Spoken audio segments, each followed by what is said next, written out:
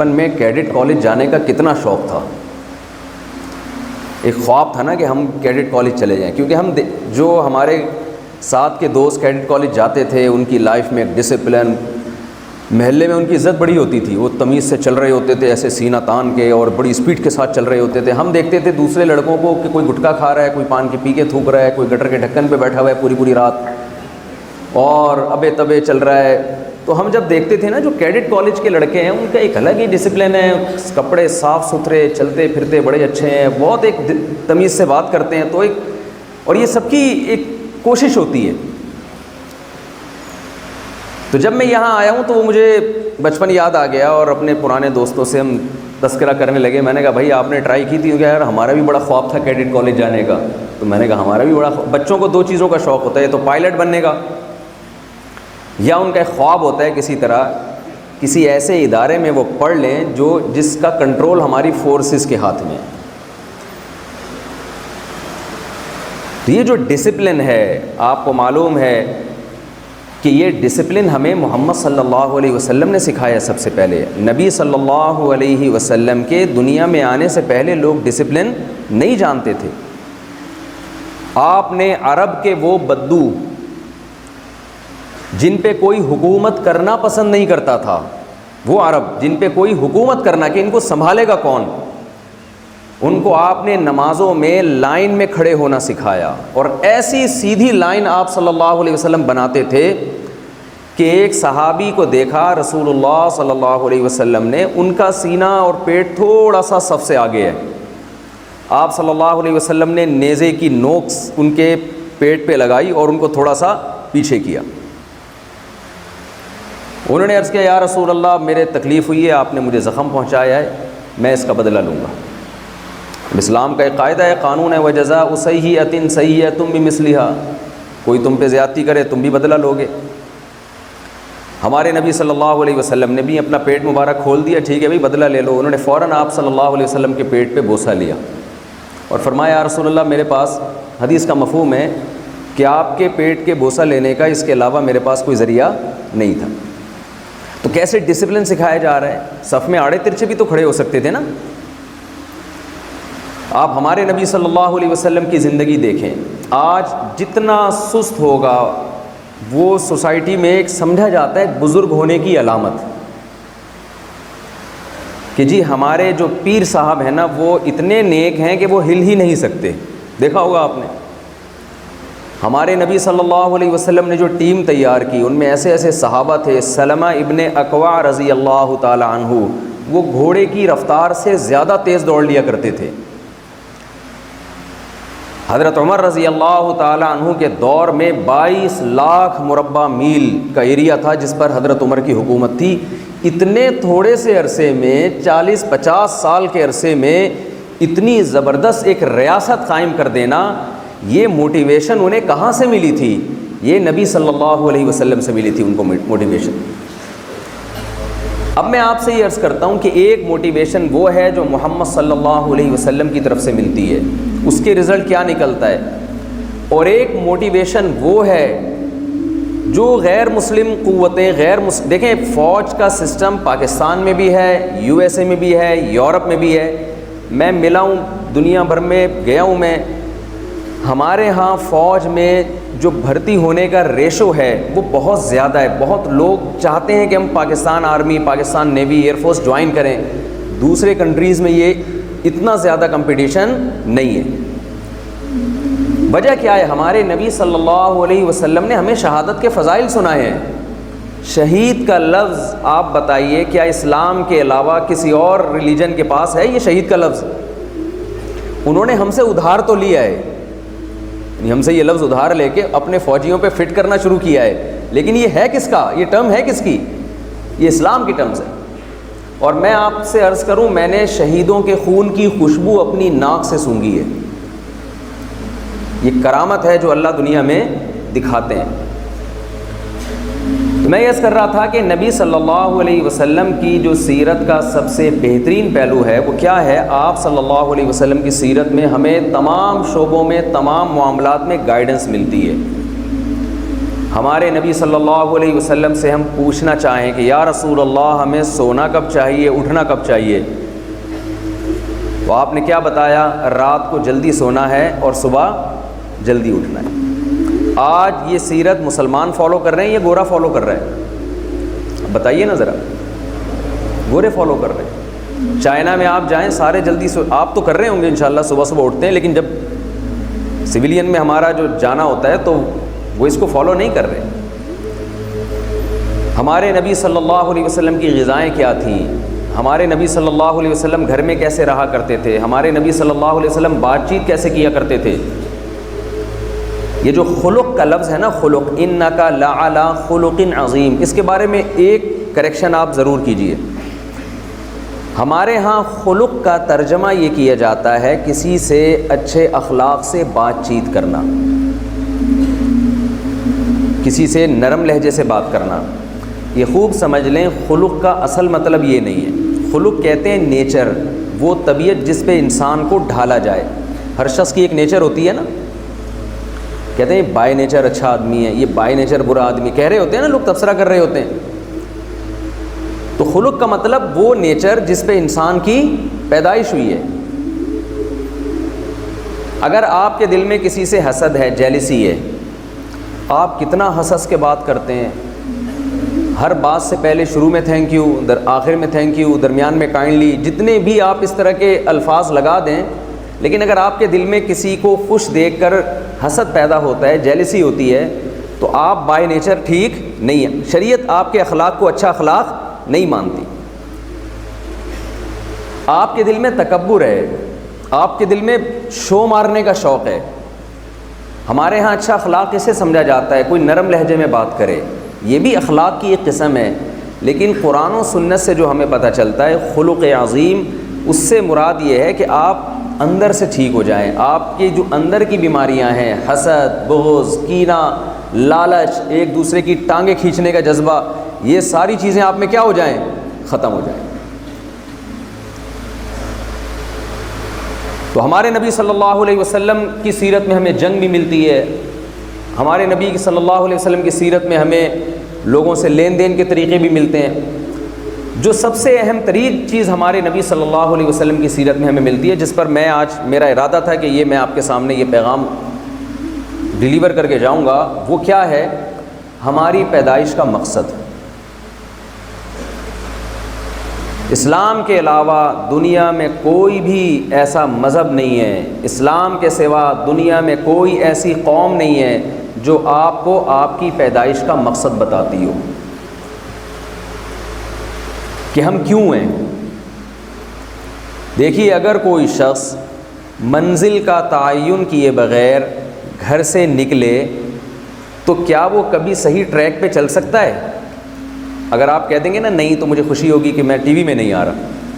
جب T V میں کوئی آ رہا ہوتا ہے نا تو پھر وہ جواب نہیں دیا جاتا اس کو، ٹھیک ہے نا۔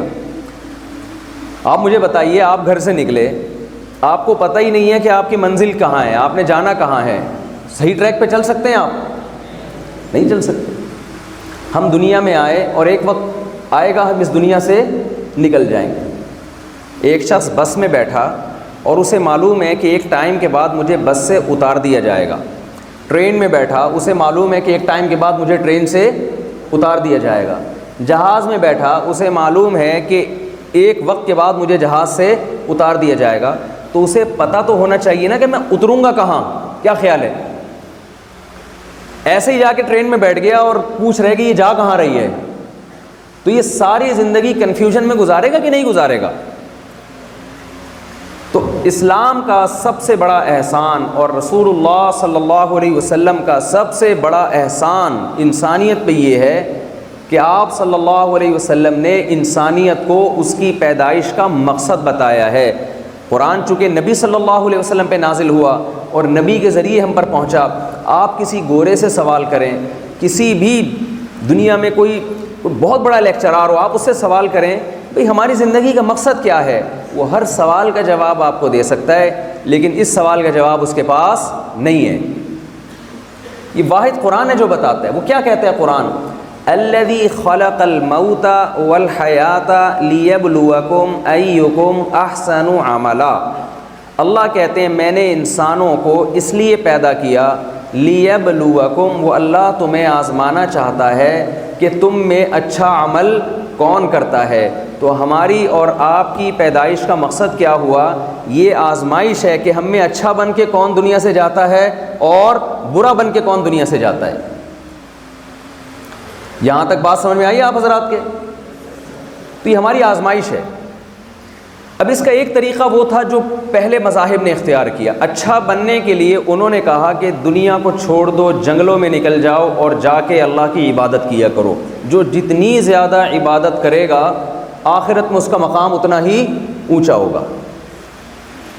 لیکن نبی صلی اللہ علیہ وسلم نے ہمیں یہاں بھی گائیڈ کیا کہ اچھے کی ڈیفینیشن یہ نہیں ہے کہ تم دنیا چھوڑ کے کہاں نکل جاؤ جنگلوں میں، یا 24 گھنٹے کے لیے مسجدوں میں جا کے بیٹھ جاؤ، بلکہ آپ صلی اللہ علیہ وسلم نے صاف طور پہ فرمایا لا رہبانیت فی الاسلام، اسلام میں رہبانیت نہیں ہے، کچھ چھوڑنے کی تمہیں اجازت نہیں ہے، جس شعبے سے تم متعلق ہو اسی میں ایکسیلنسی پیدا کرو، اسی میں اچھا بننے کی کوشش کرو۔ میں اکثر ایک واقعہ لوگوں کو بتاتا ہوں، کسی میڈیکل کالج میں ایک لڑکا پڑھ رہا تھا، اس نے مجھ سے سوال کیا کہ آپ مجھے یہ بتائیے کہ اسلام میں میڈیکل کالج میں پڑھنے کی کیا فضیلت ہے؟ بھائی اسلام میں نماز کی فضیلت ملتی ہے نا، لوگ نماز پڑھتے ہیں، اسلام میں حج کی فضیلت ہے یا نہیں ہے؟ حج کرتے ہیں لوگ لاکھوں روپے خرچ کر کے، اسلام میں جہاد کی فضیلت ہے، بارڈر پہ لڑتے ہیں جا کے، تو میڈیکل کالج کی کیا فضیلت ہے اسلام؟ انہوں نے کہا مجھے تو کوئی ایسی حدیث نہیں ملی کہ نبی صلی اللہ علیہ وسلم نے فرمایا جو MBBS کرے گا اس کو یہ ثواب ملے گا، ہے بھائی، تو میں کیوں پڑھوں؟ میں نے ان سے کہا، میں نے کہا آپ نے کیا قرآن کی آیت نہیں پڑھی؟ من احیاہا فکأنما احیا الناس جمیعا، جس نے ایک انسان کی جان بچائی اس نے گویا تمام انسانوں کی جان بچائی۔ تو آپ کیا سمجھتے ہیں کہ ڈاکٹر اس فہرست میں داخل نہیں ہے؟ ڈاکٹر اگر ایمانداری کے ساتھ پڑھے اور ایمانداری کے ساتھ علاج کرے تو اپنی موت سے پہلے وہ لاکھوں لوگوں کی زندگی کا ذریعہ بنتا ہے کہ نہیں بنتا؟ تو اسلام نے آپ کو میڈیکل کالج میں پڑھنے سے نہیں روکا، اسلام نے آپ کو کیا کہا ہے کہ اگر آپ میڈیکل کالج میں پڑھ رہے ہیں تو یہاں آپ کا مقصد پیسہ کمانا نہیں ہونا چاہیے، آپ کا مقصد انسانیت کی خدمت ہونی چاہیے۔ کل میرا بیان تھا ایک یونیورسٹی میں، ایک انسٹیٹیوٹ میں، جہاں طلباء زیادہ تر ACCA کر رہے ہیں، چارٹرڈ اکاؤنٹنٹ بنتے ہیں نا پاکستان میں، تو وہ مجھے کہنے لگے، ایک سوال ان کے ذہنوں میں بھی آتا ہے کہ یہ جو ہم علم حاصل کر رہے ہیں اس کی کیا فضیلت ہے؟ میں نے کہا حضرت یوسف علیہ السلام کو جب مصر کے بادشاہ نے بلایا، جو کہ غیر مسلم بادشاہ تھا، یوسف علیہ السلام سے جب خوش ہوا وہ، اور اس نے کہا کہ میں آپ کو کوئی عہدہ دینا چاہتا ہوں، تو یوسف علیہ السلام نے کیا فرمایا؟ اجعلنی علی خزائن الارض، آپ مجھے وزیر خزانہ بنا دیں۔ غیر مسلم ریاست ہے، اس میں اللہ کا ایک پیغمبر درخواست کیا کر رہے ہیں کہ مجھے آپ کیا بنا دیں؟ وزیر خزانہ۔ حضرت یوسف علیہ السلام یہ بھی کہہ سکتے تھے کہ مجھے ایک مدرسہ بنا کے دے دیں، یوسف علیہ السلام یہ بھی کہہ سکتے تھے کہ مجھے ایک مسجد بنا کے دے دیں، یوسف علیہ السلام اللہ کے پیغمبر وہ یہ بھی کہہ سکتے تھے مجھے ایک حجرہ بنا کے دے دیں جہاں بیٹھ کے میں اللہ اللہ کیا کروں، اللہ کی عبادت کیا کروں۔ مدرسے کی اہمیت اپنی جگہ مسلم، مسجد کی اہمیت اپنی جگہ مسلم، لیکن پیغمبر صلی اللہ علیہ وسلم ایک وزارت مانگ رہے ہیں، وہ بھی ایک مشرک سے، غیر مسلم سے، اور یوسف علیہ السلام جیسے پیغمبر جن پر پوری سورت نازل ہوئی۔ قرآن میں کوئی کمپلیٹلی ایسی صورت نہیں ہے سورہ یوسف کے علاوہ جس میں ایک پیغمبر کا A to Z پورا واقعہ ترتیب کے ساتھ بیان کیا گیا ہو، سوائے سورہ یوسف کے۔ اتنے جلیل القدر پیغمبر اور غیر مسلم ریاست، غیر مسلم بادشاہ اس سے ریکویسٹ کیا کر رہے ہیں کہ مجھے کیا چاہیے؟ مجھے وزارت چاہیے، اور وزارت بھی کون سی؟ مجھے وزیر خزانہ بنائیں آپ۔ اگر اسلام میں رہبانیت کا کوئی تصور ہوتا، رہبانیت تو سمجھتے ہیں نا آپ لوگ، چھوڑ چھاڑ کے بس سب کچھ چھوڑ، لوگ سمجھتے ہیں کہ مذہبی بننے کے لیے یہ ضروری ہے کہ سب کچھ چھوڑ دو۔ تو یوسف علیہ السلام تو اللہ کے پیغمبر ہیں، وہ کیا ریکویسٹ کر رہے ہیں غیر مسلم بادشاہ سے کہ مجھے آپ وزیر خزانہ بنا دیں۔ کیوں؟ اس لیے کہ انہیں معلوم تھا کہ مصر میں قحط پڑنے والا ہے. آپ کو معلوم ہے جب قحط پڑتا ہے تو ملک کی اکانومی دھڑام سے نیچے کی طرف جاتی ہے. ایسے موقع پہ سب سے زیادہ ویلیو وزیر خزانہ کی ہوتی ہے کہ نہیں ہوتی ہے؟ کیا خیال ہے بھائی؟ یوسف علیہ السلام چاہتے تھے کہ میں ایک ایسا فرد اس کنٹری میں بنوں کہ میری ویلیو یہاں سب سے زیادہ ہو. کیوں؟ جب میرا مقام یہاں سب سے زیادہ ہوگا، میری ویلیو یہاں سب سے زیادہ ہوگی، تو سب سے زیادہ بات کس کی سنی جائے گی؟ میری بات سنی جائے گی. تو اس کے لیے یوسف علیہ السلام نے کیا فرمایا؟ بادشاہ سے کہا کہ مجھے آپ وزیر خزانہ بنا دیں. ہمارے ہاں بھی یہ ریکویسٹ ہوتی ہے وزیر اعظم سے، صدر مملکت سے، کہ مجھے وزیر اعظم خزانہ بنا دیں. کیوں بنا دیں بھائی؟ میرے ماموں بھی وزیر خزانہ تھے اس لیے بنا دیں، میرے چاچو بھی وزیر خزانہ تھے اس لیے بنا دیں. اس طرح کے دلائل دیے جاتے ہیں. یوسف علیہ السلام نے جب یہ ریکویسٹ کی نا کہ مجھے وزیر خزانہ بنائیں، تو اس کی دلیل بھی آگے پیش کی. دلیل میں یہ نہیں کہا میں چونکہ اللہ کا سچا پیغمبر ہوں، میں بہت نیک ہوں، یہ نہیں دلیل دی. انہوں نے فرمایا کہ وزیر خزانہ کے لیے جو علم چاہیے نا اکاؤنٹنگ کا، وہ علم میں پہلے سے جانتا ہوں. وزیر خزانہ میں 2 کوالٹی کا ہونا ضروری ہے. نمبر 1 کم از کم ایسا نہ ہو کہ وہی خزانے خالی کرنا شروع کر دے. آپ کسی کے پاس اپنا پرس رکھواتے ہیں، بٹوا رکھواتے ہیں جس میں 100 روپے پڑے ہوئے ہوں، تو پہلے یہ اطمینان ہوتا ہے نا کہ یہ میرا پرس اس سے محفوظ رہے گا کم از کم. تو ہمارے ہاں وزیر خزانہ جب بنایا جاتا ہے تو یہ بھی دیکھنا چاہیے نا کہ خزانہ وزیر خزانہ سے بھی محفوظ رہے گا کہ نہیں رہے گا. تو یوسف علیہ السلام نے کہا حفیظن، سب سے پہلی بات یہ کہ میں ایماندار ہوں، دیانتدار ہوں، میں خزانوں میں خیانت نہیں کروں گا. دوسری دلیل یوسف علیہ السلام نے یہ دی علیم، میں یہ علم بھی جانتا ہوں کہ جب ملک کی اکانومی دھڑام سے نیچے جائے گی تو اس اکانومی کو اسٹیبل کیسے رکھنا ہے، یہ علم اللہ نے مجھے عطا کیا ہے. تو 2 قابلیتیں تھیں یوسف علیہ السلام نے. یوسف علیہ السلام نے ان 2 ایبلٹیز اور 2 قابلیت کو پیش کر کے یہ مطالبہ کیا کہ آپ مجھے ملک کے خزانے میرے حوالے کر دیں. یوسف علیہ السلام کا ہدف کیا تھا؟ قرآن کی اس آیت جو اس زمانے میں جو بھی آسمانی کتاب تھی، لیبلوکم ایکم احسن عملا، اللہ نے پیدا اس لیے کیا ہے، اللہ دیکھنا چاہتے ہیں تم میں سے کون اچھا عمل کرتا ہے. یوسف علیہ السلام جانتے تھے کہ اگر میں وزیر خزانہ بن گیا اس کنٹری کے اندر تو میں جتنا اچھا وزیر خزانہ بن کے اللہ کی نظر میں اچھا بن سکتا ہوں، اچھا عمل کر سکتا ہوں، وزیر خزانہ بنے بغیر میں اتنا اچھا اللہ کی نظر میں نہیں بن سکتا. سمجھ میں آ رہی ہے بات کہ نہیں آ رہی ہے؟ اب آپ کہیں گے یار وزیر خزانہ وزارت کا عہدہ قبول کر رہے ہیں، ریکویسٹ کر رہے ہیں، اور مقصد کیا ہے؟ اللہ کو راضی کرنا. کیوں؟ یوسف علیہ السلام کو یہ بات معلوم تھی کہ اگر یہ کنٹری، یہ ملک کسی نااہل کے ہاتھ میں چلا گیا تو جب مصر میں 7 سال قحط پڑے گا تو کنٹری کا بیڑا غرق ہو جائے گا، لوگ بھوک سے مریں گے، یہ بھی مریں گے اور ان کے ارد گرد جتنے لوگ ہیں وہ بھی مر جائیں گے بھوک سے. یوسف علیہ السلام نے اس کنٹری کے لوگوں کو اور انسانیت کو بھوک سے مرنے سے بچانے کے لیے سارے خزانے کس کے ہاتھ میں لے لیے؟ اپنے ہاتھ. خواب آیا تھا نا مصر کے بادشاہ کو کہ میں نے 7 موٹی گائے دیکھی ہیں جو 7 دبلی گایوں کو کھا رہی ہیں. خواب کی تعبیر پوچھی گئی تو یوسف علیہ السلام نے تعبیر یہ بتائی کہ 7 سال تو مصر میں بارشیں ہوں گی، اس کے بعد 7 سال کے لیے قحط پڑ جائے گا. تو آپ کو پہلے سے اتنا اسٹور کرنا ہے، فیوچر کی پلاننگ کرنی ہے کہ مصر وہ 7 سال عافیت کے ساتھ گزار لے اور دنیا کی مدد بھی کرے. جب یوسف علیہ السلام مصر میں وزیر خزانہ بنے ہیں تو نہ صرف یہ کہ مصر میں لوگ بھوک سے مرنے سے بچے، بلکہ پوری دنیا سے تاجروں نے رابطہ کیا، لوگوں نے رابطہ کیا. بھائی اس وقت مصر کی گورنمنٹ ایسی ہے جن کے گودام گندم سے بھرے ہوئے ہیں، اس کے علاوہ دنیا میں کہیں بھی راشن نہیں مل رہا. تو یوسف علیہ السلام نے اپنے کنٹری کو بچایا بھی اور دوسرے ملکوں کی مدد بھی کی.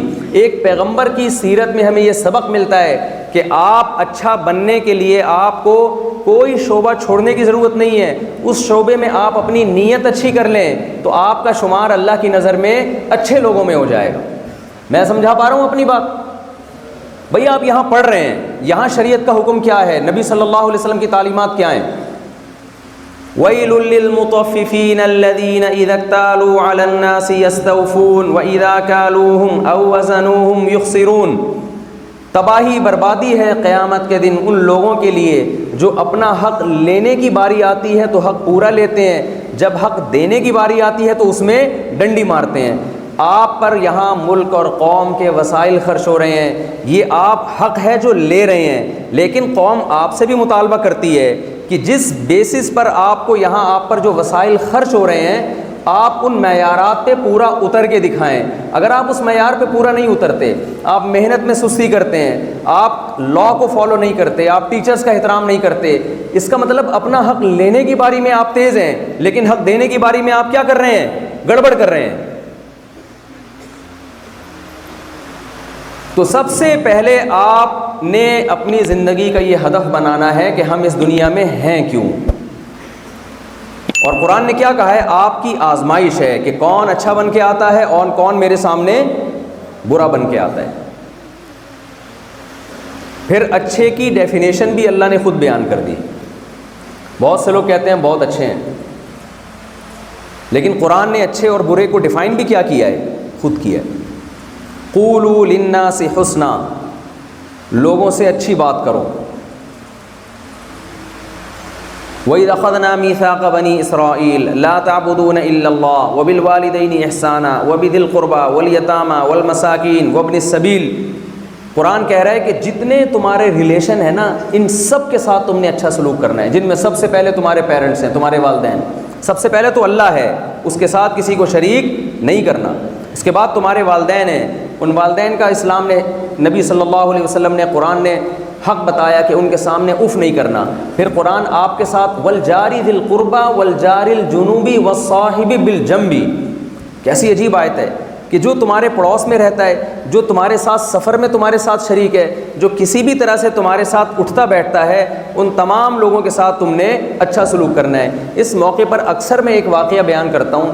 ہمارے ایک دوست تھے، وہ یو ایس اے سے سعودی عرب جا رہے تھے، عرب تھے وہ۔ تو جب وہ یو ایس اے میں جہاز میں بیٹھے نا، ورلڈ ٹریڈ سینٹر کا نیا واقعہ ہوا تھا، مسلمانوں پہ ایک لیبل لگا ہوا تھا کہ یہ دہشت گرد ہوتے ہیں، خاص طور پہ کسی کی داڑھی نظر آتی تھی تو لوگ سمجھتے تھے کہیں داڑھی کے اندر اس نے بم نہ چھپایا ہو۔ تو وہ گورا جو ہے نا ان کے ساتھ سیٹ پہ آ کے بیٹھ گیا۔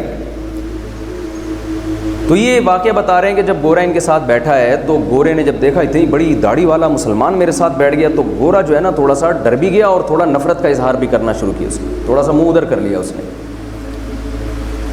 انہوں نے اس سے سلام دعا شروع کر دی، علیک سلیک، خیریت، طبیعت ٹھیک آپ کی؟ کھانا آیا تو ان کی ٹرے کھینچ دی۔ یہی انسان اکرام کر سکتا ہے نا اپنے ساتھ والے آدمی کا؟ تو گورا آہستہ آہستہ ان سے مانوس ہونا شروع ہوا کہ یار آپ تو، میں تو سمجھ رہا تھا کہ آپ لوگ غیر مسلموں سے بات نہیں کرتے تمیز سے، آپ تو بڑے اچھے اخلاق سے پیش آ رہے ہیں، تو ایسا کیوں کر رہے ہیں؟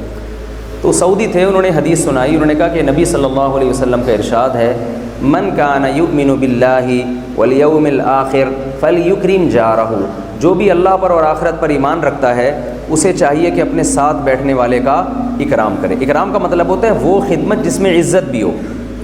ایک خدمت تو آپ کا ملازم کر رہا ہوتا ہے نا، وہ خدمت جس میں آپ دوسرے کا اکرام بھی کر رہے ہیں۔ تو یہ گورا بڑا متاثر ہوا، اس نے کہا یار ہم تو اب تک سمجھتے تھے بم ہی ہوتے ہیں مسلمانوں کے پاس۔ اس نے کہا اور تمہارے نبی صلی اللہ علیہ وسلم نے کیا کیا بتایا، ذرا ہمیں اور بتاؤ۔ اب آپ کو پتہ ہے یو ایس اے سے سعودی عرب کی فلائٹ کافی لمبی ہوتی ہے، درمیان میں کوئی اسپیڈ بریکر بھی نہیں ہے۔ تو ان کو موقع مل گیا، انہوں نے نبی صلی اللہ علیہ وسلم کی حدیث سنانا شروع کی، یہ بھی حکم دیا، یہ بھی حکم دیا، شراب نہ پیو، زنا کے قریب مت جاؤ، ماں باپ کے ساتھ حسن سلوک، وراثت کے حکام۔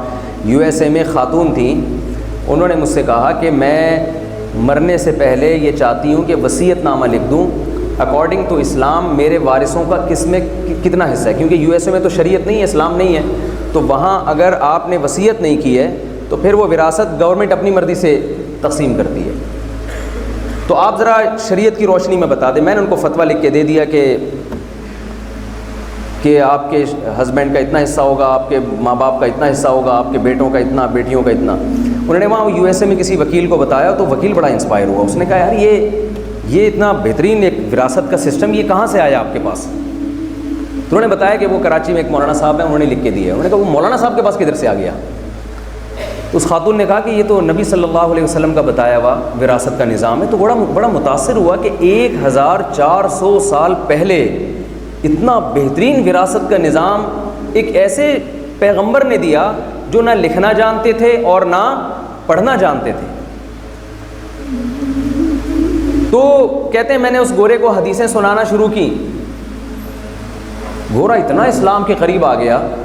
کہتے ہیں کہ جب جہاز ٹیک آف کیا تھا نا USA سے, تو اس گورے کے دل میں اسلام کی شدید نفرت بھری ہوئی تھی, لیکن سعودیہ کے ایئرپورٹ پر جہاز اترنے سے پہلے وہ کلمہ پڑھ کے مسلمان ہو چکا تھا.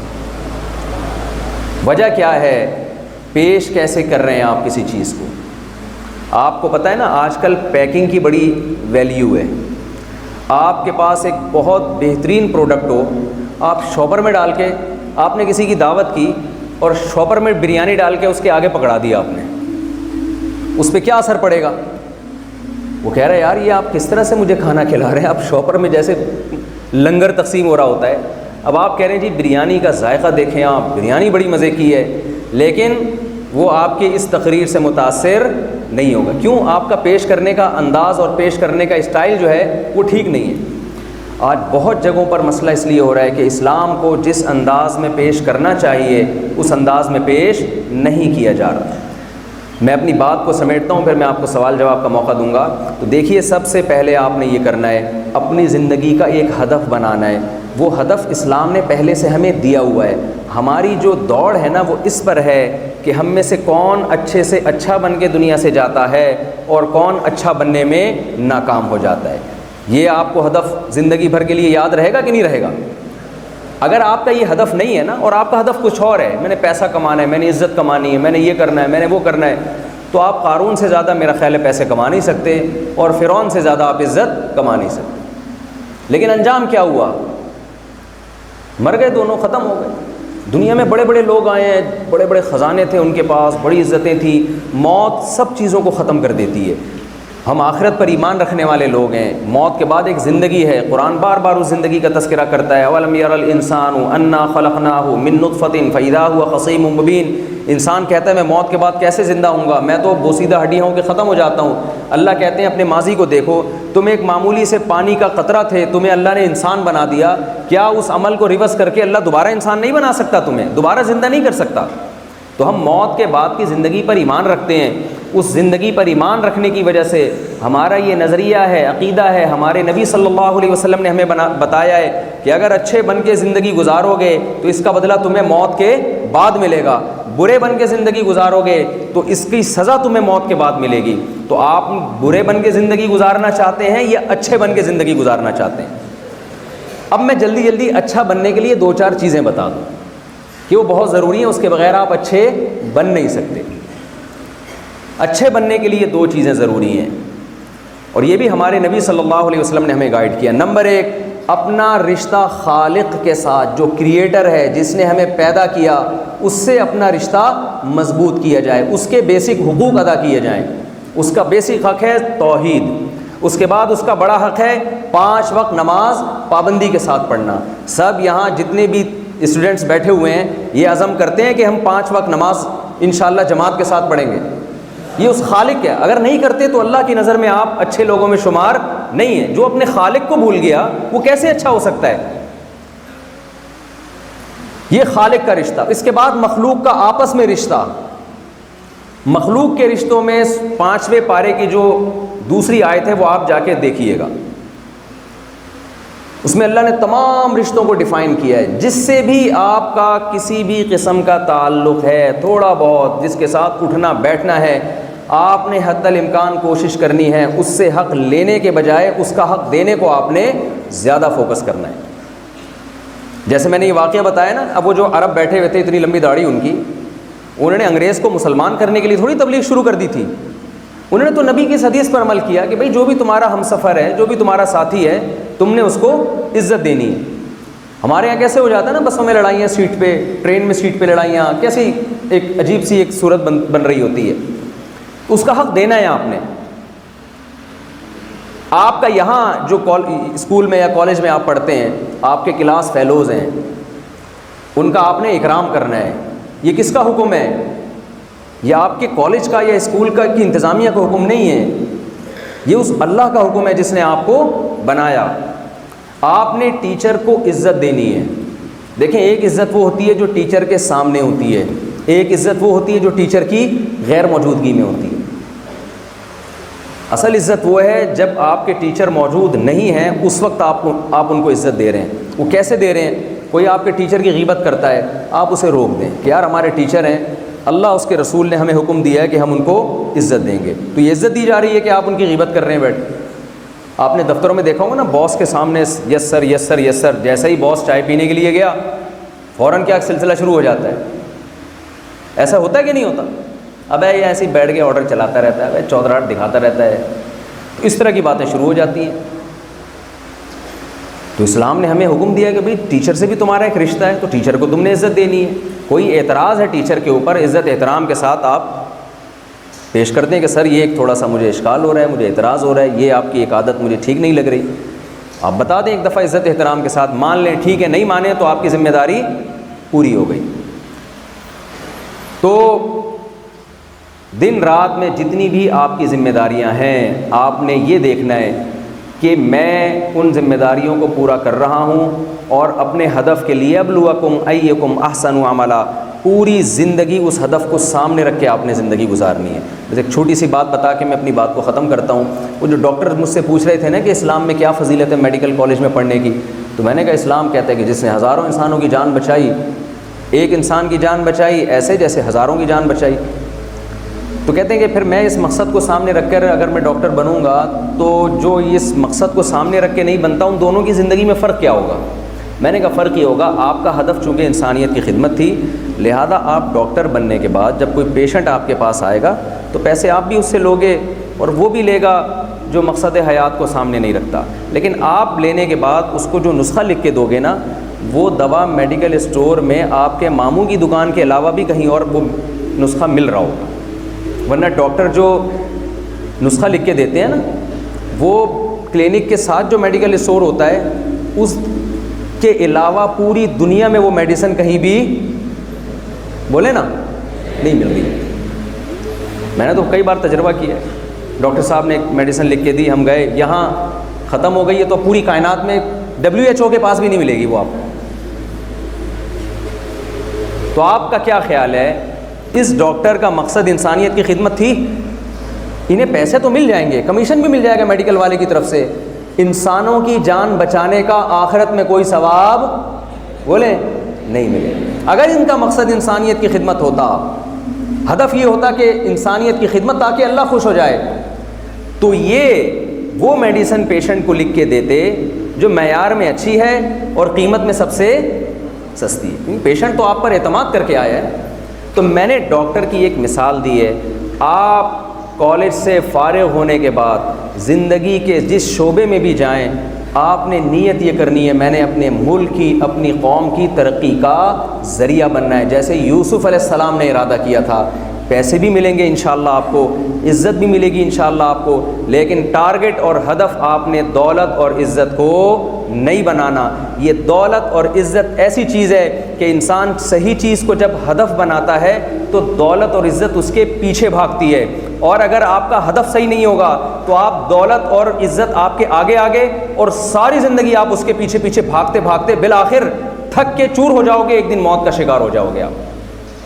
یہ دونوں چیزیں انسان کو ملتی ہیں۔ حدیث میں آتا ہے من كانت الآخرة همه جعل الله غناه في قلبه وجمع له شملا وأتته الدنيا وهي راغمة ومن كانت الدنيا همه جعل الله فقره بين عينيه وفرق عليه شملا ولم يأته من الدنيا إلا ما قدر له۔ نبی صلی اللہ علیہ وسلم نے فرمایا جس شخص نے دنیا کو ہدف بنا لیا، عزت شہرت پیسہ، آج اکثر لوگوں کا ٹارگٹ یہی ہے، عزت شہرت پیسہ چاہیے بس۔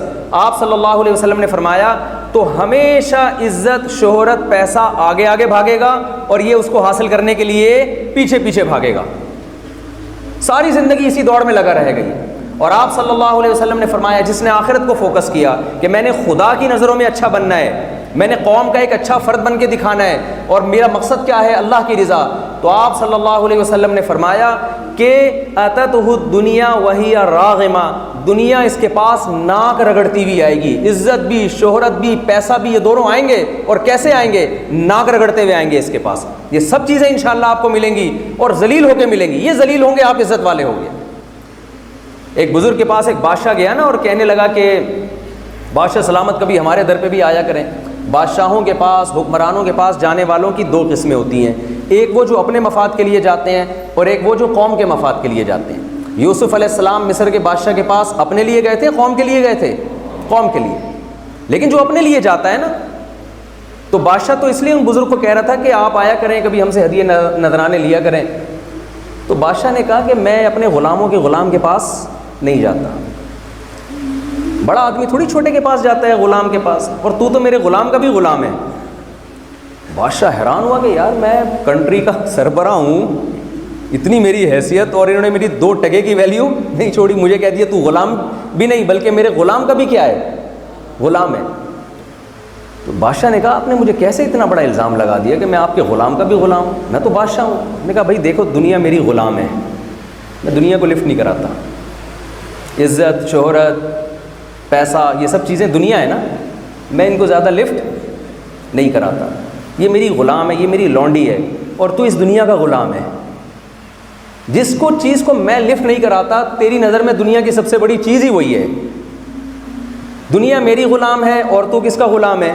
دنیا کا غلام۔ تو تو میرے غلاموں کا غلام ہے بادشاہ سلامت، میری نظر میں تو آپ کی 2 ٹکے کی ویلیو ہے نہیں، اب تو میرے غلاموں کے غلام ہیں۔ تو یہ میسج ہے کہ آپ نے عزت، شہرت، لالچ، ان چیزوں کو ہدف نہیں بنانا۔ ہدف بنانا ہے ملک اور قوم کی خدمت، تاکہ آپ اللہ کی نظر میں سرخرو ہو سکیں۔ دیکھیں موت سب کو ہو، آپ کو پتہ ہے ہمارے بہت سے فورسز میں ایسے بہادر ہیں جن کو نشان حیدر ملا ہے، انہوں نے دنیا کو قربان کیا کس کے لیے؟ اللہ۔ کوئی بھی انسان موت اپنی جان حوالے نہیں کرتا جب تک کہ اس کو آخرت پہ یقین نہ ہو۔ مرنا آسان نہیں ہے، کیونکہ مرنے کے بعد کتنا بھی پروٹوکول کسی کو شہید کو آپ دے دیں گے، وہ تو چلا گیا نا دنیا سے۔ جب تک آخرت پر ایمان نہیں ہوتا، انسان اپنی جان اپنی قوم کے لیے کبھی بھی پیش نہیں کرتا۔ یہی تو وجہ ہے، ہم نے غیر مسلموں سے سنا ہے کہ ہمارے فوجیوں میں وہ موٹیویشن نہیں ہوتی جو مسلم فوجیوں میں ہوتی ہے۔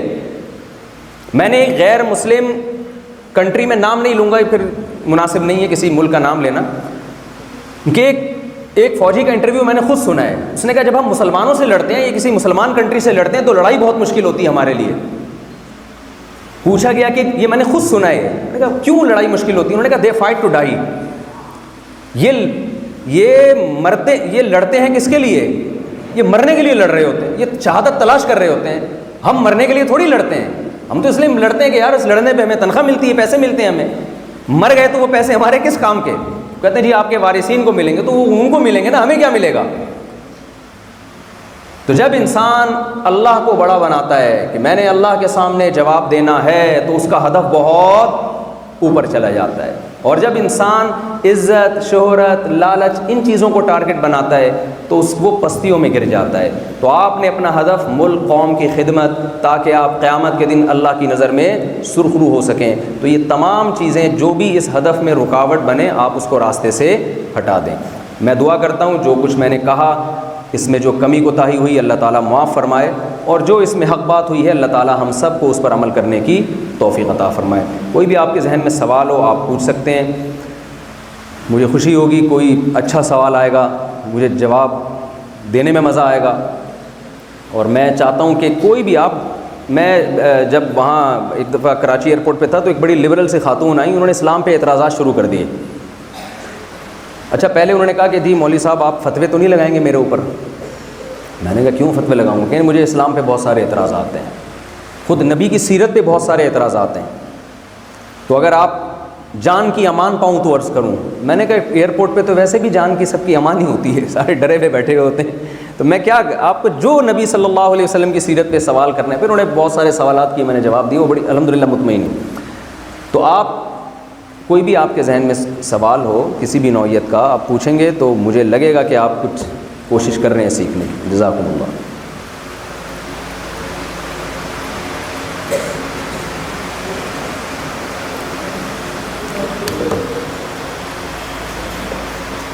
وعلیکم السلام. سر ہمارے آقا نبی صلی اللہ علیہ وسلم کی بچپن کی زندگی جب وہ ہماری عمر میں تھے تو ان کی ڈیلی لائف کیسی ہوتی تھی, وہ کیسے کیا کرتے تھے, ساری چیزیں ان کے بارے میں تھوڑا کھول کے بتائیں. جی دیکھیے 2-3 چیزیں ہمیں نبی صلی اللہ علیہ وسلم کی جو بچپن کی زندگی سے متعلق ہیں وہ بہت واضح طور پہ ملتی ہیں. ان میں ایک آپ صلی اللہ علیہ وسلم میں حیا بہت غالب تھی. حیا ایک ایسی چیز ہے جو انسان کو بہت ساری برائیوں سے روکتی ہے. آپ نے سنا ہوگا پہلے زمانے میں, اب بھی کہتے ہیں بچے کہ کل شیء خرج عن حدہ رجع الی ضدہ. یہ جو اتنا ایکسائٹیڈ ہو رہا ہے وہ مرا جا رہا ہے, بھائی یہ اتنی محبت نہیں ہے, یہ محبت کی اپوزٹ ہے, نفرت ہے, مارا اسی نے ہے. شک ہونے لگتا ہے انسان کو, تو اتنا کیوں رو رہا ہے. بچپن کے کچھ واقعات یاد رہ جاتے ہیں. ہمارے محلے میں خان صاحب ہوا کرتے تھے, اللہ ان کی مغفرت فرمائے, بڑے اچھے موقر شخصیت تھے. ان کے پوتے نواسے اب ہیں, یہ بیان سنیں گے تو امید ہے اس کی تصدیق کریں گے یا بھول گئے ہوں گے. ان کی ساس کا انتقال ہو گیا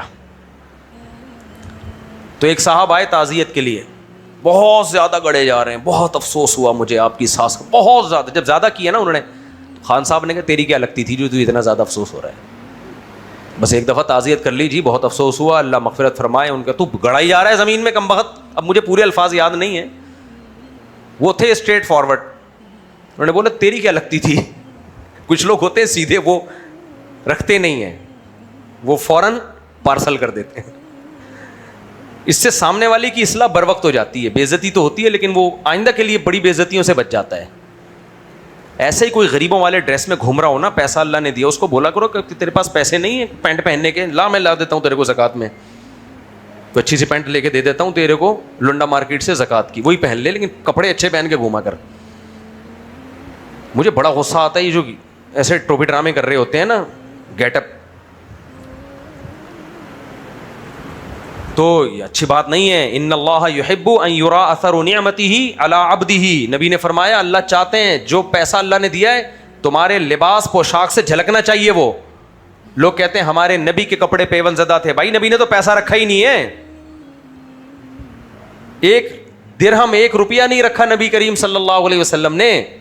یا تو آپ بھی نہیں رکھو نا, اتنا بڑا ظرف پیدا کرو. ہمارے نبی کے پاس صبح آیا, شام سے پہلے صدقہ, کھانا نہیں ہے شام کو, کوئی بات نہیں, بھوکے سو جائیں گے, بغیر کھائے سو جائیں گے, کوئی مسئلہ نہیں ہے.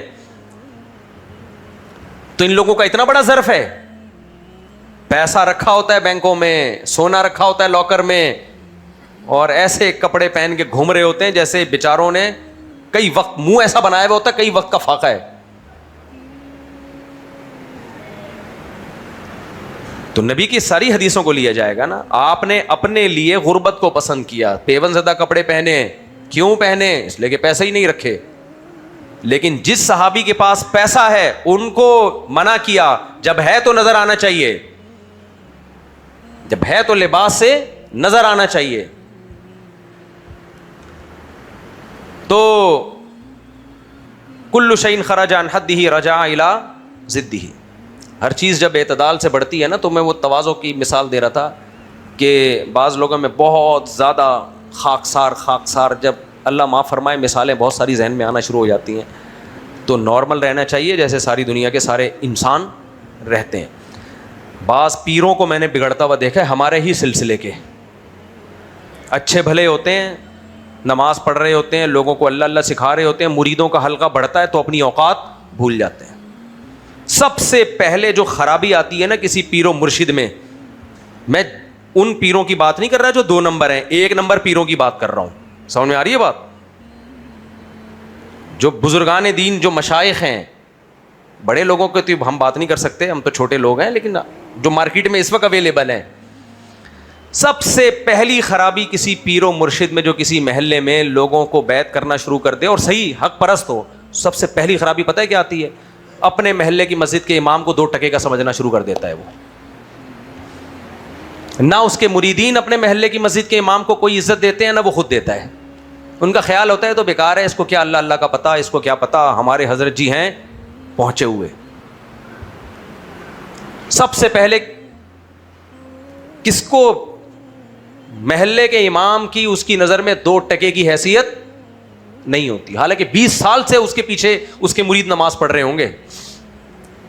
دوسرے نمبر پہ اپنے باپ کی 2 ٹکے کی حیثیت, بولو نہیں, باپ کو چھوڑ کے پیر کو باپ بنا لیتے ہیں. مولانا اشرف علی تھانوی رحمہ اللہ کو حکیم الامہ ایسا ہی نہیں کہا جاتا, فرماتے تھے کہ جنا کسی نے ہو کسی اور کے گئے. جس باپ کے گھر میں پیدا ہوئے, جس نے دن رات ایک کر کے تمہیں پالا اور اس کی وجہ سے تمہیں اسلام ملا ہے, اس کو بالکل زندگی سے نظر انداز, ہر وقت پیر صاحب کے چرنوں میں بیٹھے رہیں گے. تو یہ 2 خرابیاں آتی ہیں, اور پھر امام کے کیڑے نکالنا شروع. ہمارے حضرت تو ایسے ہیں, مسجد کے امام تو ایسا نہیں, ہمارے حضرت تو ایسے ہیں, مسجد کے امام میں تو یہ خرابی, ہمارے حضرت تو ایسے ہیں, مسجد کے امام میں یہ خرابی. پھر ایک دھڑا بن جاتا ہے, اور تھوڑے دنوں میں وہ دھڑا ایک فرقے کی شکل میں تبدیل ہو جاتا ہے. اللہ کا کتنا بڑا فضل ہوا, خدا کی قسم میرے تو ایسے اعمال نہیں ہیں. اللہ نے مجھے جو پیر دے دیے نا, بڑے خاندانی دے دیے. میرے شیخ مفتی رشید احمد صاحب رحمہ اللہ تعالی, ایسا خاندانی پیر اللہ نے مجھے دیا ہے. پھر ان کے نائب حضرت مفتی عبدالرحیم صاحب, کیسے براڈ مائنڈڈ پیر تھے. ہم جب حضرت سے بیعت ہوئے, حضرت کا لباس الگ, ہمارا گیٹ اپ بولو الگ. حضرت نے نہیں کہا جیسے کپڑے میں پہن رہا ہوں ویسے ہی کپڑے تم پہنو, جیسی ٹوپی میں پہنتا ہوں ویسی ٹوپی تم پہنو, جیسی پگڑی میں پہنتا ہوں ویسی پگڑی بولو. ابے بول لو نا, کیا جا رہا ہے یار. ویسی پہنو کا لفظ آخر میں چھوڑ دوں تو خالی پہنو کا لفظ بول دو. میرے شیخ حضرت مفتی رشید احمد صاحب کا سلسلہ میں بتا دوں, وہ خلیفہ تھے حضرت مولانا عبد الغنی پھول پھوری رحمہ اللہ کے, جن کے خلیفہ حضرت حکیم اختر صاحب رحمہ اللہ تعالیٰ تھے. اللہ ان دونوں بزرگوں کی قبروں کو نور سے بھر دے. تو عبد الغنی پھول پھوری رحمہ اللہ بہت بڑے اللہ والے بزرگ تھے. ان کی آپ سوانے پڑھو, آپ روتے رہو گے ان کی سوانے پڑھ کے. ایسے ایسے لوگ اللہ نے اس امت میں پیدا کیے. اور مولانا عبد الغنی پھول پھوری رحمہ اللہ مجاز بیعت تھے, خلیفہ تھے حضرت مولانا اشرف علی تھانوی رحمہ اللہ تعالیٰ کے. سمجھ میں آ رہی ہے بات کہ نہیں آ رہی؟ تو ہمارے حضرت کا جو سلسلہ تھا تصوف میں وہ چھوٹا نہیں تھا, اور میرے شیخ کو 4 سلسلوں میں بیعت کی اجازت ملی ہوئی تھی. تصوف کے 4 سلسلے ہیں, قادریہ, چشتیہ, سہراوردیہ اور نقشبندیہ. 4 سلسلے میں بیعت کرتے تھے. اور حضرت نے حدیث پڑھی مولانا حسین احمد مدنی رحمہ اللہ تعالیٰ سے. سمجھ میں آ رہی ہے بات؟ مولانا حسین احمد مدنی کے درس روضہ رسول کے قریب ہوا کرتے تھے. روضہ رسول صلی اللہ علیہ وسلم مسجد نبوی میں حضرت مولانا حسین مدنی رحمہ اللہ تعالی درس حدیث پڑھایا کرتے تھے. پوری دنیا سے لوگ مسجد نبوی میں آتے تھے آپ کا درس سننے کے لیے. بذل المجہود جو ابو داؤد کی شرح ہے نا, مولانا زکریا رحمہ اللہ تعالی نے روضہ رسول کے سامنے بیٹھ کے لکھی ہے. وہ آج عربی میں شرح ہے, عرب سعودی عرب کی لائبریری میں بھی ملتی ہے, یہاں بھی ملتی ہے.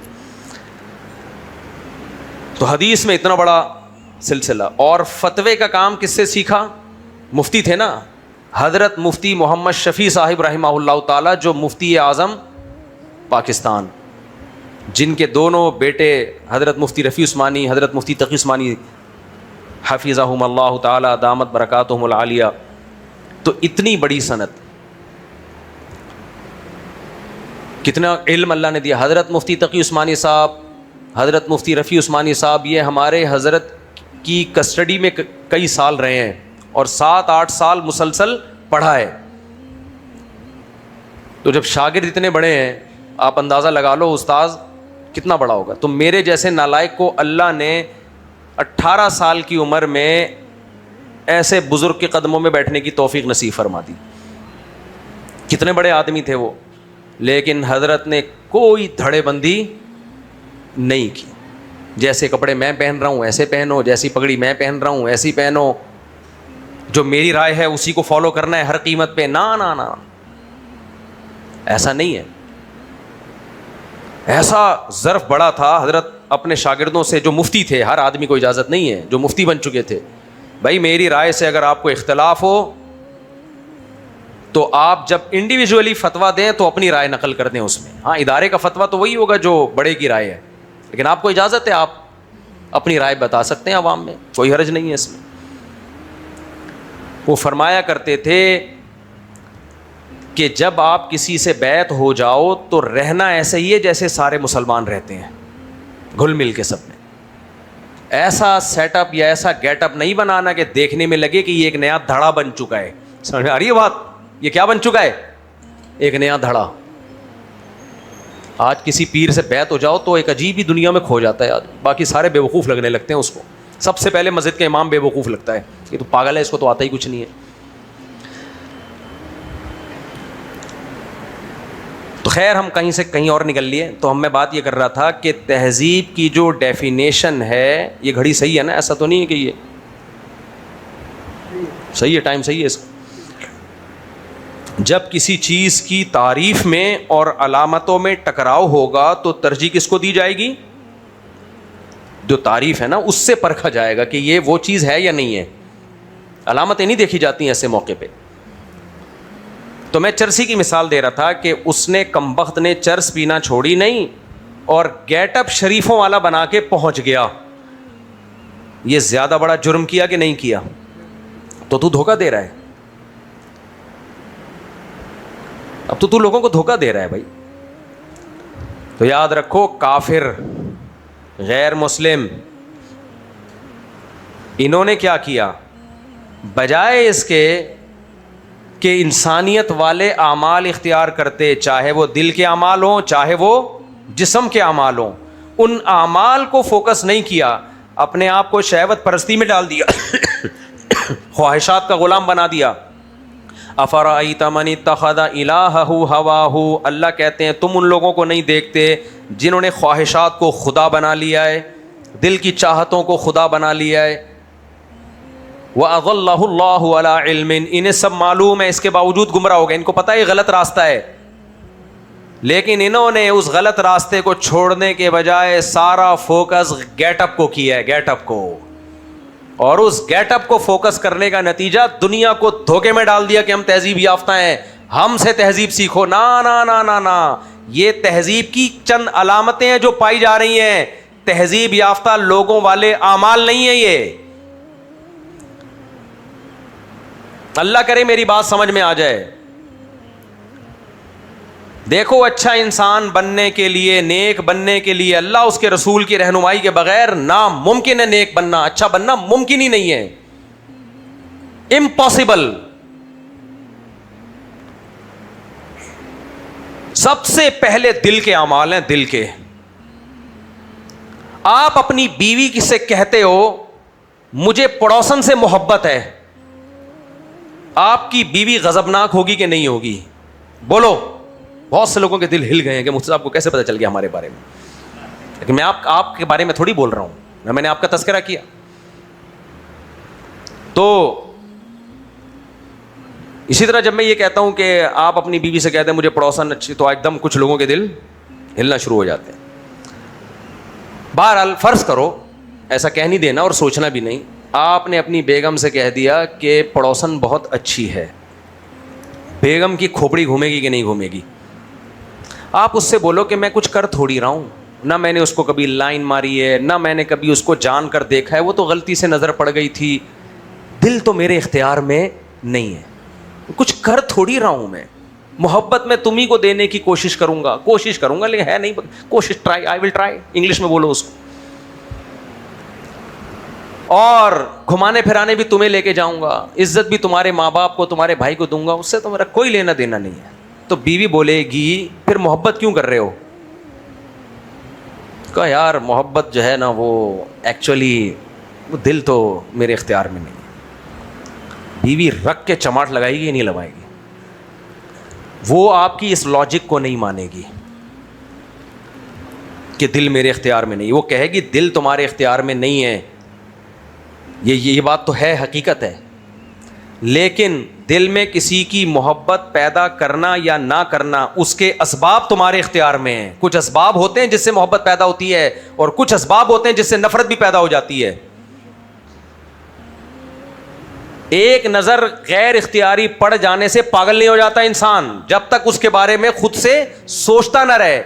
تو بیگم آپ کو سمجھائے گی کہ آپ کی نظر ہو سکتا ہے فرسٹ ٹائم غیر اختیاری پڑ گئی ہو, لیکن جو محبتوں کے طوفان آپ کے دل میں آ رہے ہیں نا, یہ سوچ سوچ کے آ رہے ہیں, بار بار اسی کا سوچ رہے ہو, اس لیے پیدا ہوئی ہے, ورنہ نظر تو پتہ نہیں کتنوں پہ پڑی ہوگی. اس سے ایک مثال سے ایک اصول میرا خیال ہے سمجھ میں آ گیا کہ آپ کسی خاتون کی مدد کر لینا, بیوی کو اتنا برا نہیں لگے گا, محبت کر لو بہت برا لگے گا. کیا خیال ہے؟ ارے آپ کی پڑوسن کو کوئی ضرورت تھی, پڑوسن بیچاری بیوہ ہو گئی, 60-65 سال کی ہے, آپ اس کی مدد پہ مدد کیے جا رہے ہیں, زکوٰۃ سے, صدقے سے, فطرانے سے. ہو سکتا ہے آپ کی بیگم بھی آپ کا ساتھ دینا شروع کر دے کہ اچھا ہے بیچاری مجبور عورت ہے, لیکن آپ مدد نہیں کر رہے, صرف یہ بول رہے ہیں مجھے محبت ہے اس سے. پہلی صورت برداشت ہو جائے گی, دوسری برداشت نہیں ہوگی. حالانکہ آپ عمل کر رہے ہو پہلی صورت میں, پہلی صورت میں آپ کیا کر رہے ہو, اس کی مدد بھی کر رہے ہو, زکوٰۃ بھی دے رہے ہو, بیمار ہو رہی ہے ہاسپٹل لے کے جا رہے ہو, لیکن بیوی کو پتہ ہے محبت نہیں ہے. اور دوسری کنڈیشن میں آپ صرف محبت کر رہے ہو اور کوئی احسان نہیں کر رہے, لیکن بیوی کے لیے پہلی صورت قابل برداشت, دوسری ناقابل برداشت. بات سمجھ میں آ رہی ہے؟ ادھر توجہ رکھنا.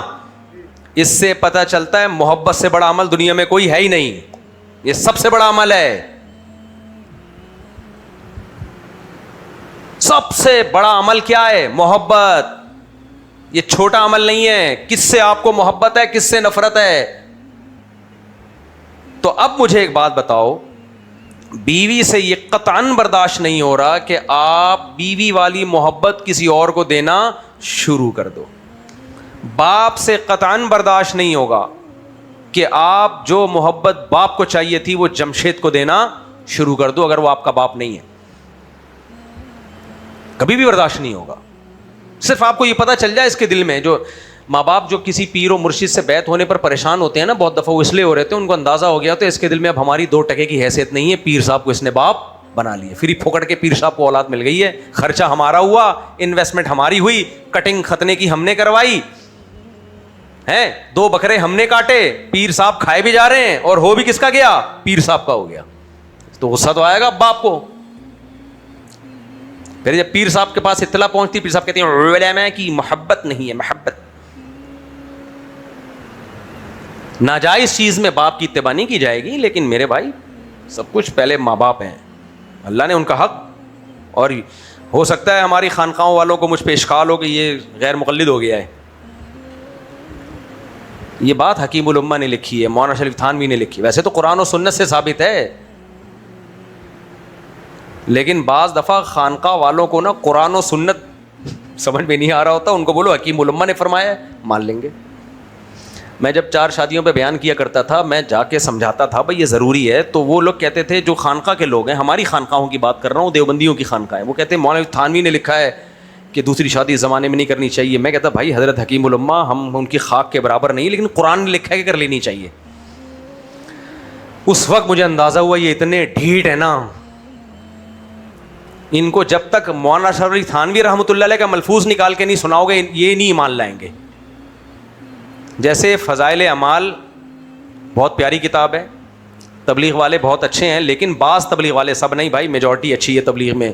میں تو خود بھی لوگوں کو ترغیب دیتا ہوں, میں تو کہتا ہوں اپنی بیویوں کو بھی تبلیغ میں نکالو, لیکن بعض تبلیغ والے, اب وہ بھی کم ہو گئے, پہلے زیادہ تھے. ہمارے حضرت فرمایا کرتے تھے کہ ان بعض لوگ اتنے متشدد ہیں فضائل اعمال کے بارے میں کہ ان کا خیال یہ ہے کہ یہ 5ویں آسمانی کتاب ہے, اس کو ایسا پکڑا ہے نا کہ قرآن کی آیتیں پڑھ کے سناؤ, 10 سے مس نہیں ہوں گے. فضائل اعمال کا حوالہ دے دو, فوراً ایمان لے آئیں گے. سب نہیں ہوتے, ہر فیلڈ میں ہوتے ہیں برے, اچھے برے ہر فیلڈ میں ہوتے ہیں, مدرسوں میں بھی ہوتے ہیں, تبلیغ میں بھی ہوتے ہیں, ہر تنظیم میں ہوتے ہیں. کچھ غالی قسم کے لوگوں کے بارے میں حضرت فرمایا کرتے تھے, ان کا نظریہ یہ ہے کہ یہ 5ویں آسمانی کتاب ہے, اتنی شدت نہیں ہونی چاہیے بھائی. قرآن و سنت از سپیریئر. سب سے پہلے کیا ہے؟ قرآن و سنت ہے, نبی کے اقوال ہیں, قرآن ہے. تو میں ان کو سمجھا کے خانقاہی لوگوں کو نا کہ بھائی, وہ کہتے نہیں مولانا اشرف علی تھانوی سے تم بڑے نکل گئے, انہوں نے کہا ہے کہ جی نہیں کرنی چاہیے. میں نے کہا بھائی وہ نجی محفل میں کہہ دیا, انہوں نے 2 شادیاں کی, ان کو اندازہ ہو گیا کہ بھائی یہ بڑا مشکل کام ہے. سمجھ آ رہی ہے بات؟ تو ایک نجی محفل کا تجربہ شیئر کر دیا. اس کا مقصد اسلام کے اس فلسفے پہ رد کرنا نہیں ہے. وہ بھی یہ حالات دیکھ لیتے نا جو آج کل چل رہے ہیں, وہ بھی کہتے کرو بھائی ضروری ہے, لیکن نہیں بھائی نہیں, ٹس سے مس نہیں ہونا. بس حکیم الامہ نے لکھ دیا. میں نے کہا بھائی میں تجھ سے زیادہ حضرت مولانا شریف تھانوی کو مانتا ہوں, ان کی فضیلت کا میں تم سے زیادہ قائل ہوں, لیکن سپیریئر کیا ہے؟ قرآن و سنت ہے, نبی ہیں سب سے پہلے,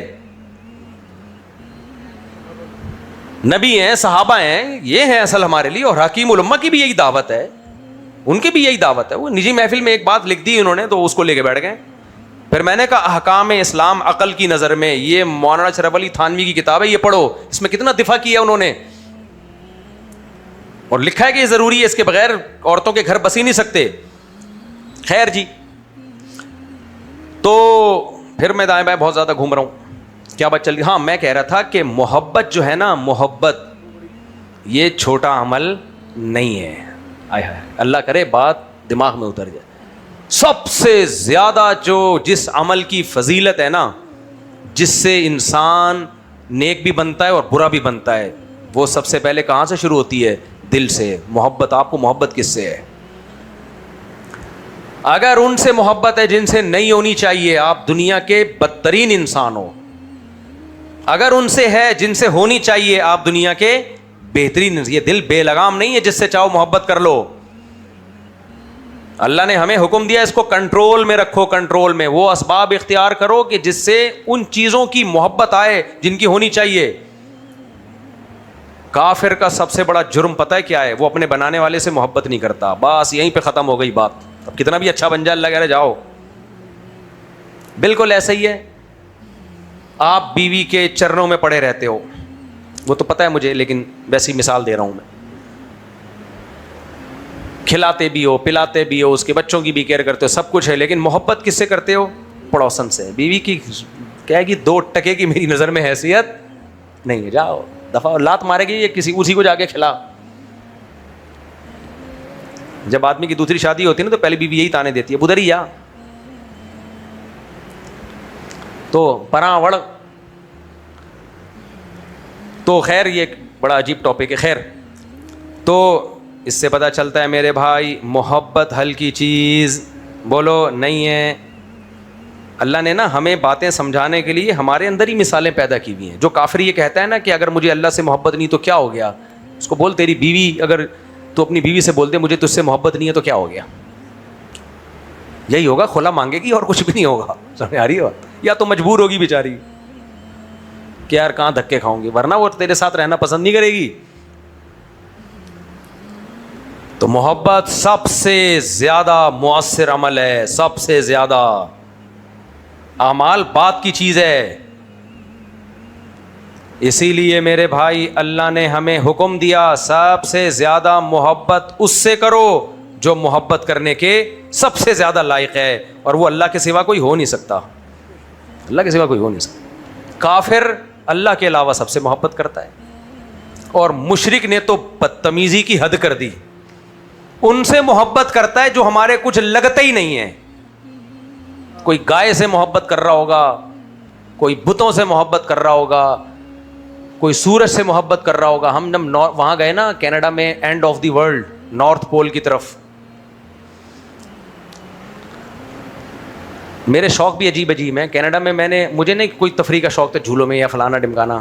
میں ان سے کہتا تھا یار یہ جو زمین کا کنارہ ہے نا یہاں جانا ہے, ایڈونچر ہے نا یہ. تو وہاں ہم چلے گئے. پھر میں نے کہا یار وہ میپ میں نے دکھایا, وہ نہیں وہ گلوب, میں نے کہا یہ بالکل یہ والا پوائنٹ نا جہاں زمین گھوم رہی ہے یوں, یہاں جانا ہے. وہ پھر کہہ لگا کے ہنسے, بولے مفتی صاحب آپ کے کوئی ایسا شوق رکھ لو جو بالکل نارمل لوگوں کا ہوتا ہے. ہر شوق وہ پالا ہوا ہے جو عام طور پہ لوگوں کا ہوتا نہیں ہے. مثالیں بھی پھر وہ شادیوں پہ بات آ جائے گی, بھی رہنے دو.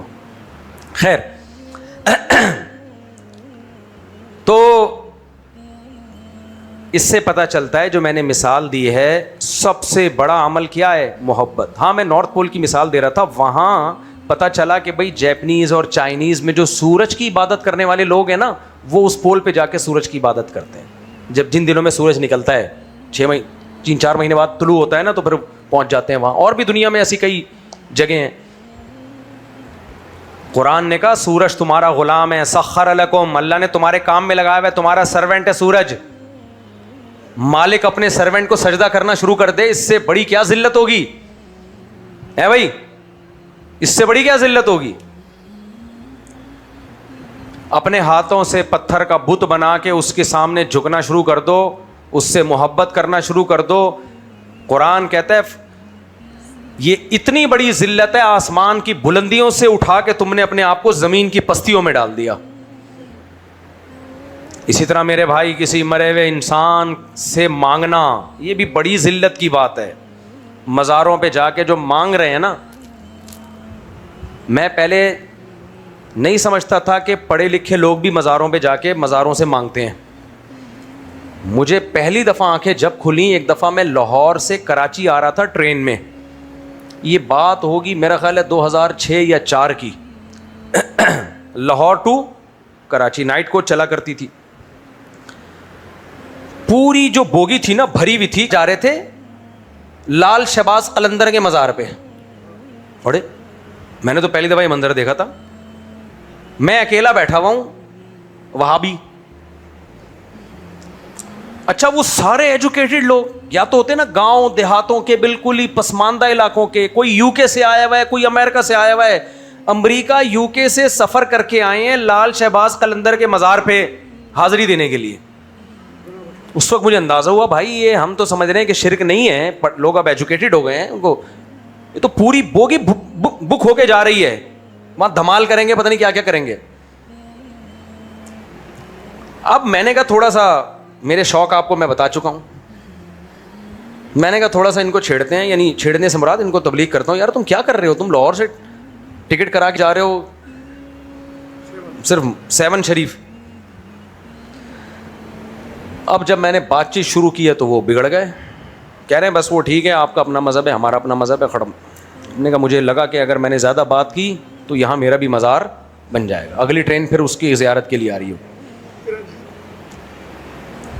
اس کو مجھے اندازہ ہوا کہ جتنا ہم سمجھتے ہیں ایسا ہے نہیں, لوگوں میں شرک بہت ہے.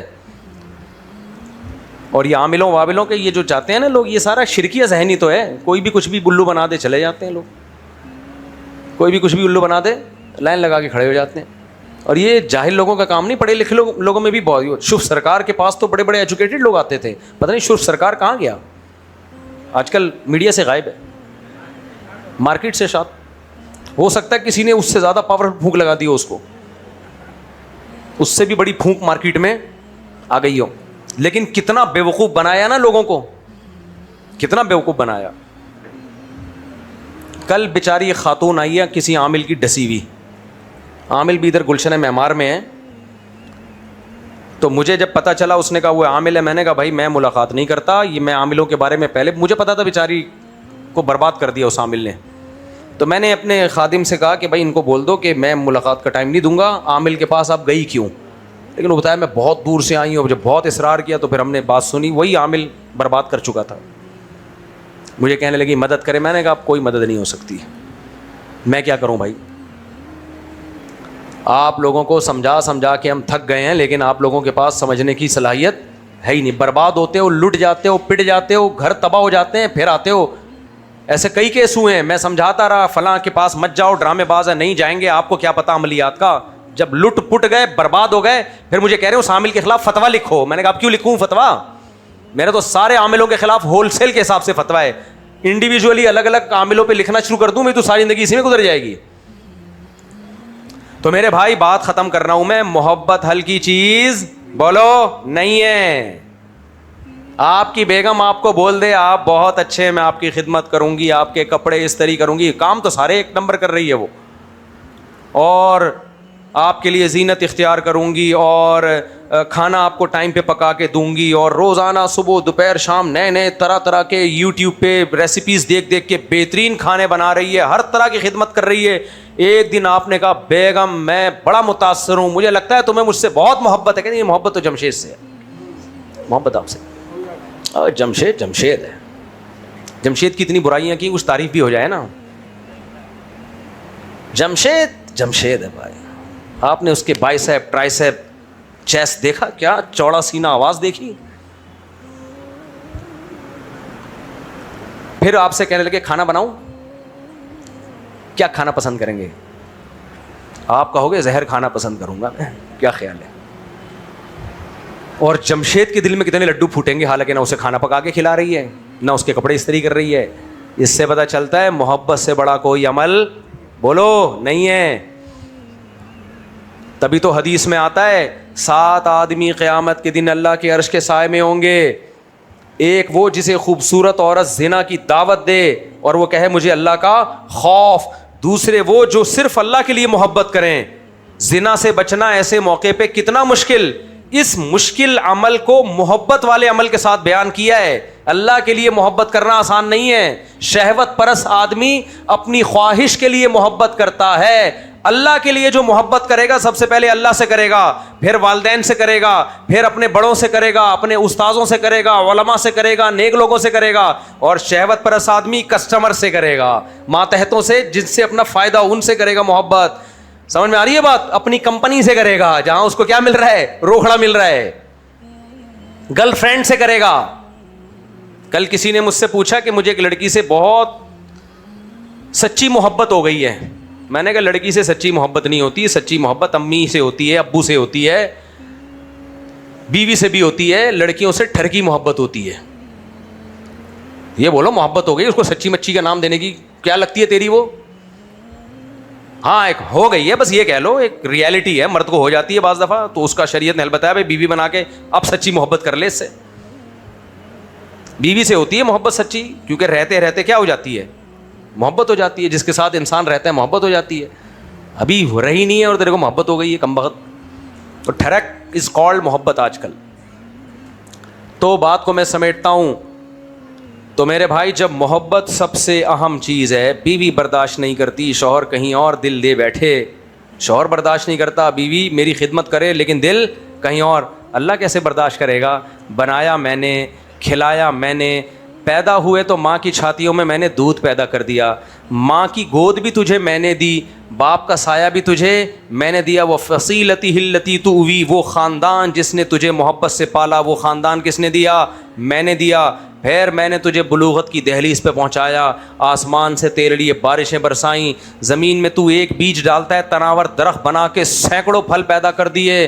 انبت لکم, ہر طرح کے زرعا مختلفا الوانہ, جن کے ذائقے اور رنگ مختلف, کھیتیاں لہلہاتی ہوئیں, اتنا کچھ پیدا کر دیا. اور تو اس خدا کو چھوڑ کر حرام محبتوں میں پڑ جائے تو میرے بھائی ہے تو صرف یہ محبت, لیکن نبی اس کی حدیث کا مفہوم ہے اللہ کو جتنا غضب اس پہ آتا ہے اتنا کسی انسان کو انسان پہ غضب نہیں آتا. اور کافر کا سب سے بڑا جرم کیا ہے؟ وہ اللہ سے محبت نہیں کرتا. وَمِنَ النَّاسِ مَن يَتَّخِذُ مِن دُونِ اللَّهِ أَندَادًا يُحِبُّونَهُمْ كَحُبِّ اللَّهِ. کیا عجیب آیت ہے, اتنا مزہ آتا ہے اس آیت کو پڑھنے میں. اللہ کیسے شکایت کر رہے ہیں, لوگوں میں بہت سے ایسے ہیں جو اللہ کے علاوہ دوسروں کو شریک ٹھہراتے ہیں, پھر ان سے ایسے محبت کرتے ہیں جیسے اللہ سے محبت کرنی چاہیے. اللہ کے علاوہ سے ایسی محبت کر رہے ہیں جیسی محبت کس سے کرنی چاہیے؟ اللہ سے. اللہ کو غصہ آ رہا ہے نا, غضب آ رہا ہے, تبھی اللہ شکایت کر رہا ہے. اللہ کہتے ہیں لوگوں میں ایسے لوگ بھی ہیں, حالانکہ نہیں ہونے, ایسا تو ایک انسان نہیں ہونا چاہیے, کہ اللہ کہتے ہیں بہت سے انسان ہیں جو اللہ کے علاوہ سے وہ محبت کرتے ہیں جو صرف کس سے کرنی چاہیے؟ اللہ سے کرنی چاہیے. آگے اللہ فرماتے ہیں والذین آمنوا اشد حبا للہ, لیکن جو اللہ پہ ایمان رکھتے ہیں وہ سب سے زیادہ محبت اللہ سے کرتے ہیں.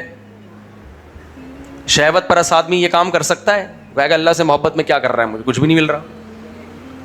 گرل فرینڈ سے محبت میں ڈیٹیں مل رہی ہیں, حرام کاریاں مل رہی ہیں, ٹھڑک پوری ہو رہی ہے. اللہ سے محبت میں کیا مل رہا ہے؟ نماز پڑھنی پڑ رہی ہے, زکوٰۃ دینی پڑ رہی ہے, کیا خیال ہے, روزے رکھنے پڑ رہے ہیں بھائی. لیکن غیرت مند آدمی کس سے محبت کرتا ہے؟ اللہ سے. وہ کہتا ہے کوئی بات نہیں, پیدا اس نے کیا, بنایا اس نے ہے, کوئی بات نہیں.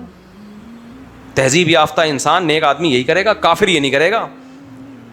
تبھی آپ کافروں کو دیکھ لو، جتنے تہذیب یافتہ لوگ ہیں، جس سے جتنی زیادہ محبت ہونی چاہیے اس سے اتنی کم ہے، جس سے کم ہونی چاہیے اس سے بہت زیادہ. کافر اپنی گرل فرینڈ سے ٹوٹ کے محبت کرتا ہے، اور ماں باپ کو کہاں جمع کراتا ہے؟ اولڈ ہاؤس میں. کافر دوستوں سے ٹوٹ سے محبت کرتا ہے، اولاد پیدا کرنے کے لیے تیار نہیں ہے کہ بوجھ بنیں گے. کل کسی نے بتایا، کسی انڈیا کی کسی ایکٹریس کا بیان آیا ہے، پتہ نہیں ان کی شادی کو 10 سال ہو گئے 18 سال ہو گئے مجھے یاد نہیں، اور اولاد نہیں ہے. فیمیل ایکٹر ہے، وہ کہہ رہی ہے کہ مجھے بچہ نہیں چاہیے، آئی ڈونٹ لائک. میں نے دیکھی نہیں ہے وہ ویڈیو، مجھے کسی نے بتائی، تو میرا خیال ہے اسی طرح ہی کہہ رہی ہوگی، ان کا اسٹائل یہی ہے بات کرنے، آئی ڈونٹ لائک. تو اس کا میاں جو ہے نا اس کو ڈیورس دے رہا ہے، طلاق دے رہا ہے کہ بھائی مجھے تو چاہیے نا، ایک تو چاہیے، 8-10 سال ہو گئے ایک بھی نہیں ہے. یہ ہے میاں بیوی کی محبت. اب محبت ہوتی ہے سب سے پہلے عورت کو شوہر سے اولاد چاہیے ہوتی ہے کہ اس کے جانے کے بعد اس کی نشانیاں ہوں. تبھی نبی نے فرمایا ایسی عورت سے نکاح کرو جو محبت کرے اور تمہیں اولاد دے. تو پتہ چلا محبت اور اولاد ساتھ ساتھ ہیں. ان فنکاروں میں، اداکاروں میں، لبرل انٹیوں میں محبت ہوتی شوہر سے تو اولاد چاہتی ہیں، یہ اولاد نہیں چاہتی. اس کا مطلب صرف خواہش کی محبت ہے، صرف دوستی ہے، شہوت پوری کرنی ہے اور نچوڑنا ہے، ٹاٹا بائے بائے. اس کے بعد ابے ان کی پول پٹیا مجھ سے کھلوایا کرو آ کے، میں ان سے متاثر نہیں ہوتا. یہ جو لوگ جاتے ہیں نا ٹھیش پیش، یار یہ مولوی لوگ بد اخلاق اور مولوی ایسے تھے اور یہ مذہبی لوگ شدت پسند اور یہ ایجوکیٹڈ لوگوں کو دیکھو اور یار ٹھیش پیش کیا، وہ یہ ٹھیش پیشی ہے، اوپر سے اندر سے خالی کھوکھلے. سمجھ میں نہیں آ رہا بات؟ نیک صرف وہی ہے، حقیقت میں انسان کا بچہ وہی ہے جو اللہ سے محبت کرے. اللہ سے محبت کرے گا، اللہ کی محبت میں خواہشات قربان کرے گا. اور ان کم بختوں کو جس سے محبت ہوتی ہے قربانی نہیں ہوتی، اسے قربانی کا بکرا بنا رہے ہوتے ہیں. یہ لبرل انٹیاں اپنے میاں سے محبت کرتی ہیں، اولاد نہیں چاہیے، پیسے چاہیے، ذمہ داریاں اپنی پوری نہیں کرنی ہے، اس کو قربانی کا بکرا بنایا ہوا ہے. اور لبرل انٹے بھی ایسے ہی ہیں، ان کو بھی بیوی سے اولاد نہیں چاہیے، ان کو بھی نہیں چاہیے، لائف کو بس انجوائے کرو بس. تو یہ محبت نہیں ہے، یہ ٹھرک ہے. محبت ہوتی ہے خاندان بنانا چاہتا ہے، فیملی بنانا چاہتا ہے انسان. سب سے بڑی بات اپنی اولاد سے بھی تو محبت ہوتی ہے نا، اس سے زیادہ کس سے؟ تو اولاد پیدا ہی نہیں کرنا چاہتا، اس کا مطلب اس میں محبت کے سافٹ ویئر ختم ہو چکے ہیں، صرف ٹھرک رہ گئی ہے. بار بار مجھے حضرت مولانا طارق جمیل صاحب کا بچپن کا سنا ہوا ایک بیان یاد آتا ہے کہ جو غیر مسلم لوگوں کا کلچر ہے نا، ان میں محبت ختم، حتیٰ کہ نہ باپ سے محبت، نہ ماں سے محبت، نہ عورت کی تو کوئی ہے ویسے، نہ عورت کو ماں والی محبت ملے گی، نہ بیوی والی محبت ملے گی، نہ بیٹیوں والی محبت ملے گی، نہ بہنوں والی محبت ملے گی، نہ خالاؤں والی محبت ملے گی، نہ پھوپھیوں والی محبت ملے گی. اسے صرف بوائے فرینڈ والی محبت ملے گی، وہ بھی اس وقت تک جب تک اس میں حسن و جمال ہے.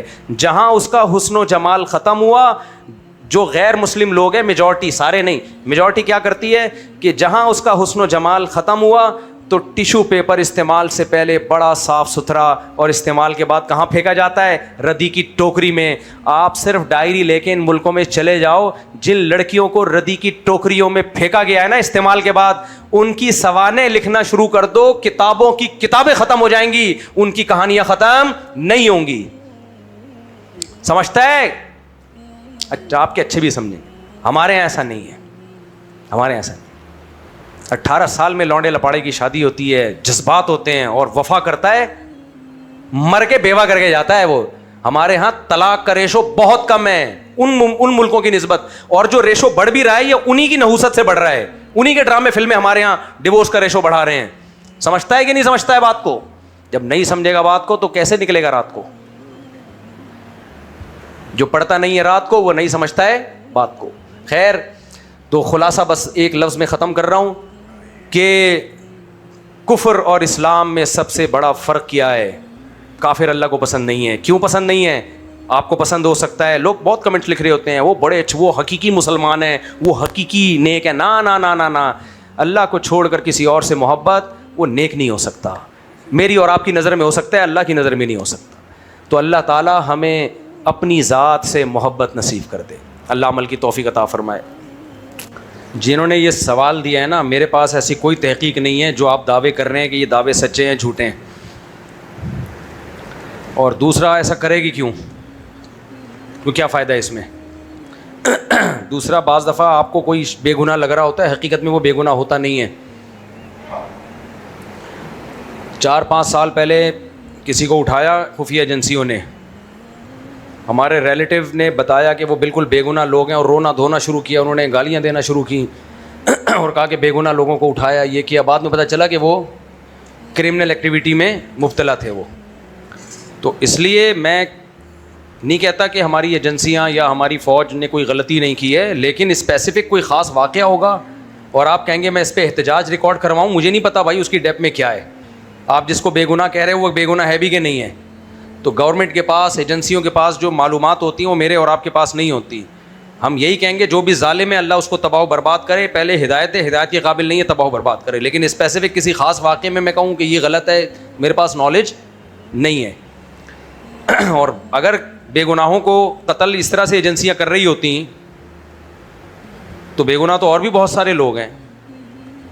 لوگ کہتے ہیں کہ یہ KPK میں ہو رہا ہے, پنجاب میں کیوں نہیں ہو رہا. جتنی بھی ایکٹیویٹیز ہیں, افغانستان کا بارڈر ملتا ہے KPK سے, تو جتنے بھی انڈیا کی ایجنسیاں ہیں انوالو ہو رہی ہیں اینٹی اسٹیٹ ایکٹیویٹی میں, وہ ساری افغانستان کے بارڈر سے پشاور اور KPK آتے ہیں, وہاں سے جا کے دھماکے کر رہے ہوتے ہیں.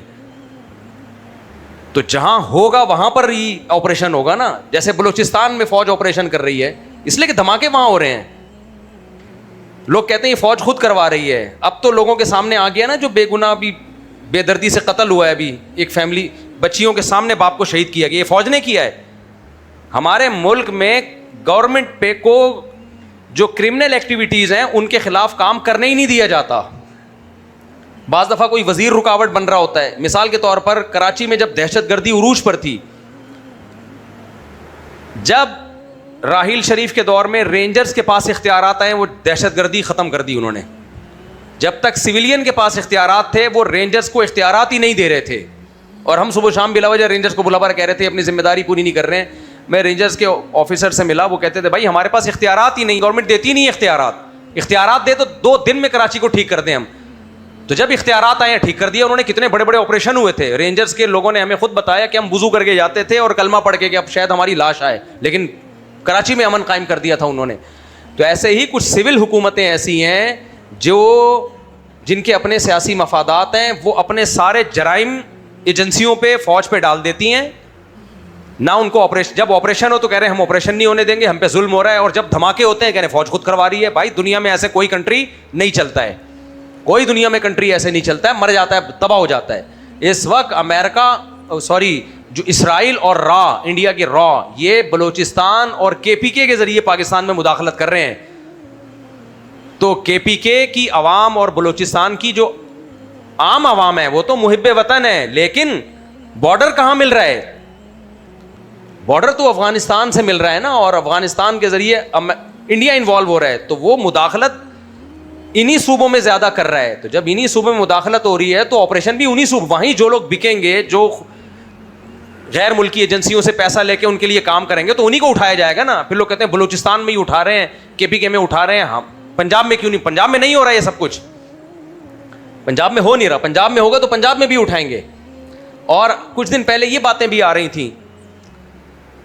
میں اس ٹاپک کو زیادہ طول دوں گا تو اور وہ سیاسی بکھیڑوں میں پڑ جاؤ گے آپ لوگ. خلاصہ یہ ہے کہ اینٹی اسٹیٹ کسی ایلیمنٹ کے ساتھ نہ ملو, نہ ملک کے خلاف چلو, کوئی آپ کو نہیں چھیڑے گا. کوئی کسی کے پاس فالتو ٹائم نہیں ہے. آپ خود پہلے اینٹی اسٹیٹ ایلیمنٹ کے ساتھ جڑتے ہو, ان کی کالیں ریسیو کرتے ہو, ان سے فون پہ بات کرتے ہو. اس کے بعد جب اٹھایا جاتا ہے تو پھر رونا پیٹنا شروع کر دیتے ہو, ہائے ہمارے ساتھ یہ ہو گیا, ہائے ہمارے ساتھ یہ ہو گیا. دوسری بات یہ کہ بعض دفعہ شبہے کی بیس پہ بھی کسی علاقے میں بہت زیادہ کرائم ہو رہے ہوں تو بعض دفعہ غلطی سے بھی بے گناہ لوگ گرفتار ہو جاتے ہیں, اور غلطی سے بھی بے گناہ لوگوں پہ بلی آ جاتی ہے. کیونکہ اب یہ اس سے بچنا ممکن نہیں ہے. جب کسی علاقے میں بہت زیادہ دہشت گردی ہو رہی ہو تو شک کی بنیاد پہ بھی اٹھایا جاتا ہے, کیونکہ کسی کے ماتھے پہ تھوڑی لکھا ہوتا ہے. تو بعض دفعہ ایسے بے گناہ لوگ بھی ان گنہگاروں کی وجہ سے رگڑے میں آ جاتے ہیں. اس کی مثال بالکل ایسے ہے کہ جیسے جو بھی بھیک مانگنے والے ہیں, ہم تو نہیں دیتے عام طور پر, لیکن ان کی وجہ سے بہت سے مستحقین بھی محروم ہو جاتے ہیں ان فراڈیوں کی وجہ سے. اب کوئی مفتی صاحب کے پاس بھکاری آیا تھا, مستحق بھی تھا, مفتی صاحب نے بھگا دیا, تو مفتی صاحب مستحق لوگوں کو نہیں دیتے. بھائی ہمیں کیا پتہ چلے گا, ماتھے پہ تھوڑی لکھا ہوا ہے. ہم نے تو زیادہ دیکھا فراڈ ہو رہا ہے تو ہم اگلے کو بھی سمجھنا شروع کرتے ہیں پتہ نہیں 2 نمبر ہی نہ کر رہا ہو. تو اسی طرح یاد رکھو جب حکومتی لیول پہ آپریشنز ہوتے ہیں تو شک کی بنیاد پہ بھی ہوتے ہیں, کیونکہ وہ کہتے ہیں ہم نے چھوڑ دیا تو یہ 20 لوگوں کی جان جائے گی, تو اس میں بہت دفعہ بے گناہ لوگ رگڑے میں آ جاتے ہیں, جو کہ نہیں آنے چاہیے, غلط ہے, لیکن آ جاتے ہیں. لیکن اگر آپ اپنے آپ کو صاف رکھو, ریاست کے خلاف مت جاؤ, کوئی آپ کو کچھ نہیں کہتا. کچھ کہہ رہا ہے تو اس کا مطلب یا تو غلطی سے آپ پہ الزام لگایا گیا ہے, یا واقعی آپ انوالو ہو, گھننے بنے ہوئے اور بول رہے ہو کہ ہمارا اسٹیٹ مخالف ایلیمنٹ سے کوئی لینا دینا نہیں, گھننے بنے ہوئے ہو, مظلوم بنے ہوئے ہو آپ. بھائی یہ ایک سوال تھا, اچھا یہ کسی نے پوچھا ہے لڑکی آئزل, لڑکی مشل, لڑکی کا نام مشل, لڑکا کا نام اسید, لڑکی کیا ہوا ہے؟ آپ بتا دیں جو نام اچھا ہو. سارے اوٹ پٹانگ نام ہیں. اسید نام اچھا نام ہے لڑکے کا, مشل نام بھی ٹھیک ہے, باقی سارے غلط نام ہیں.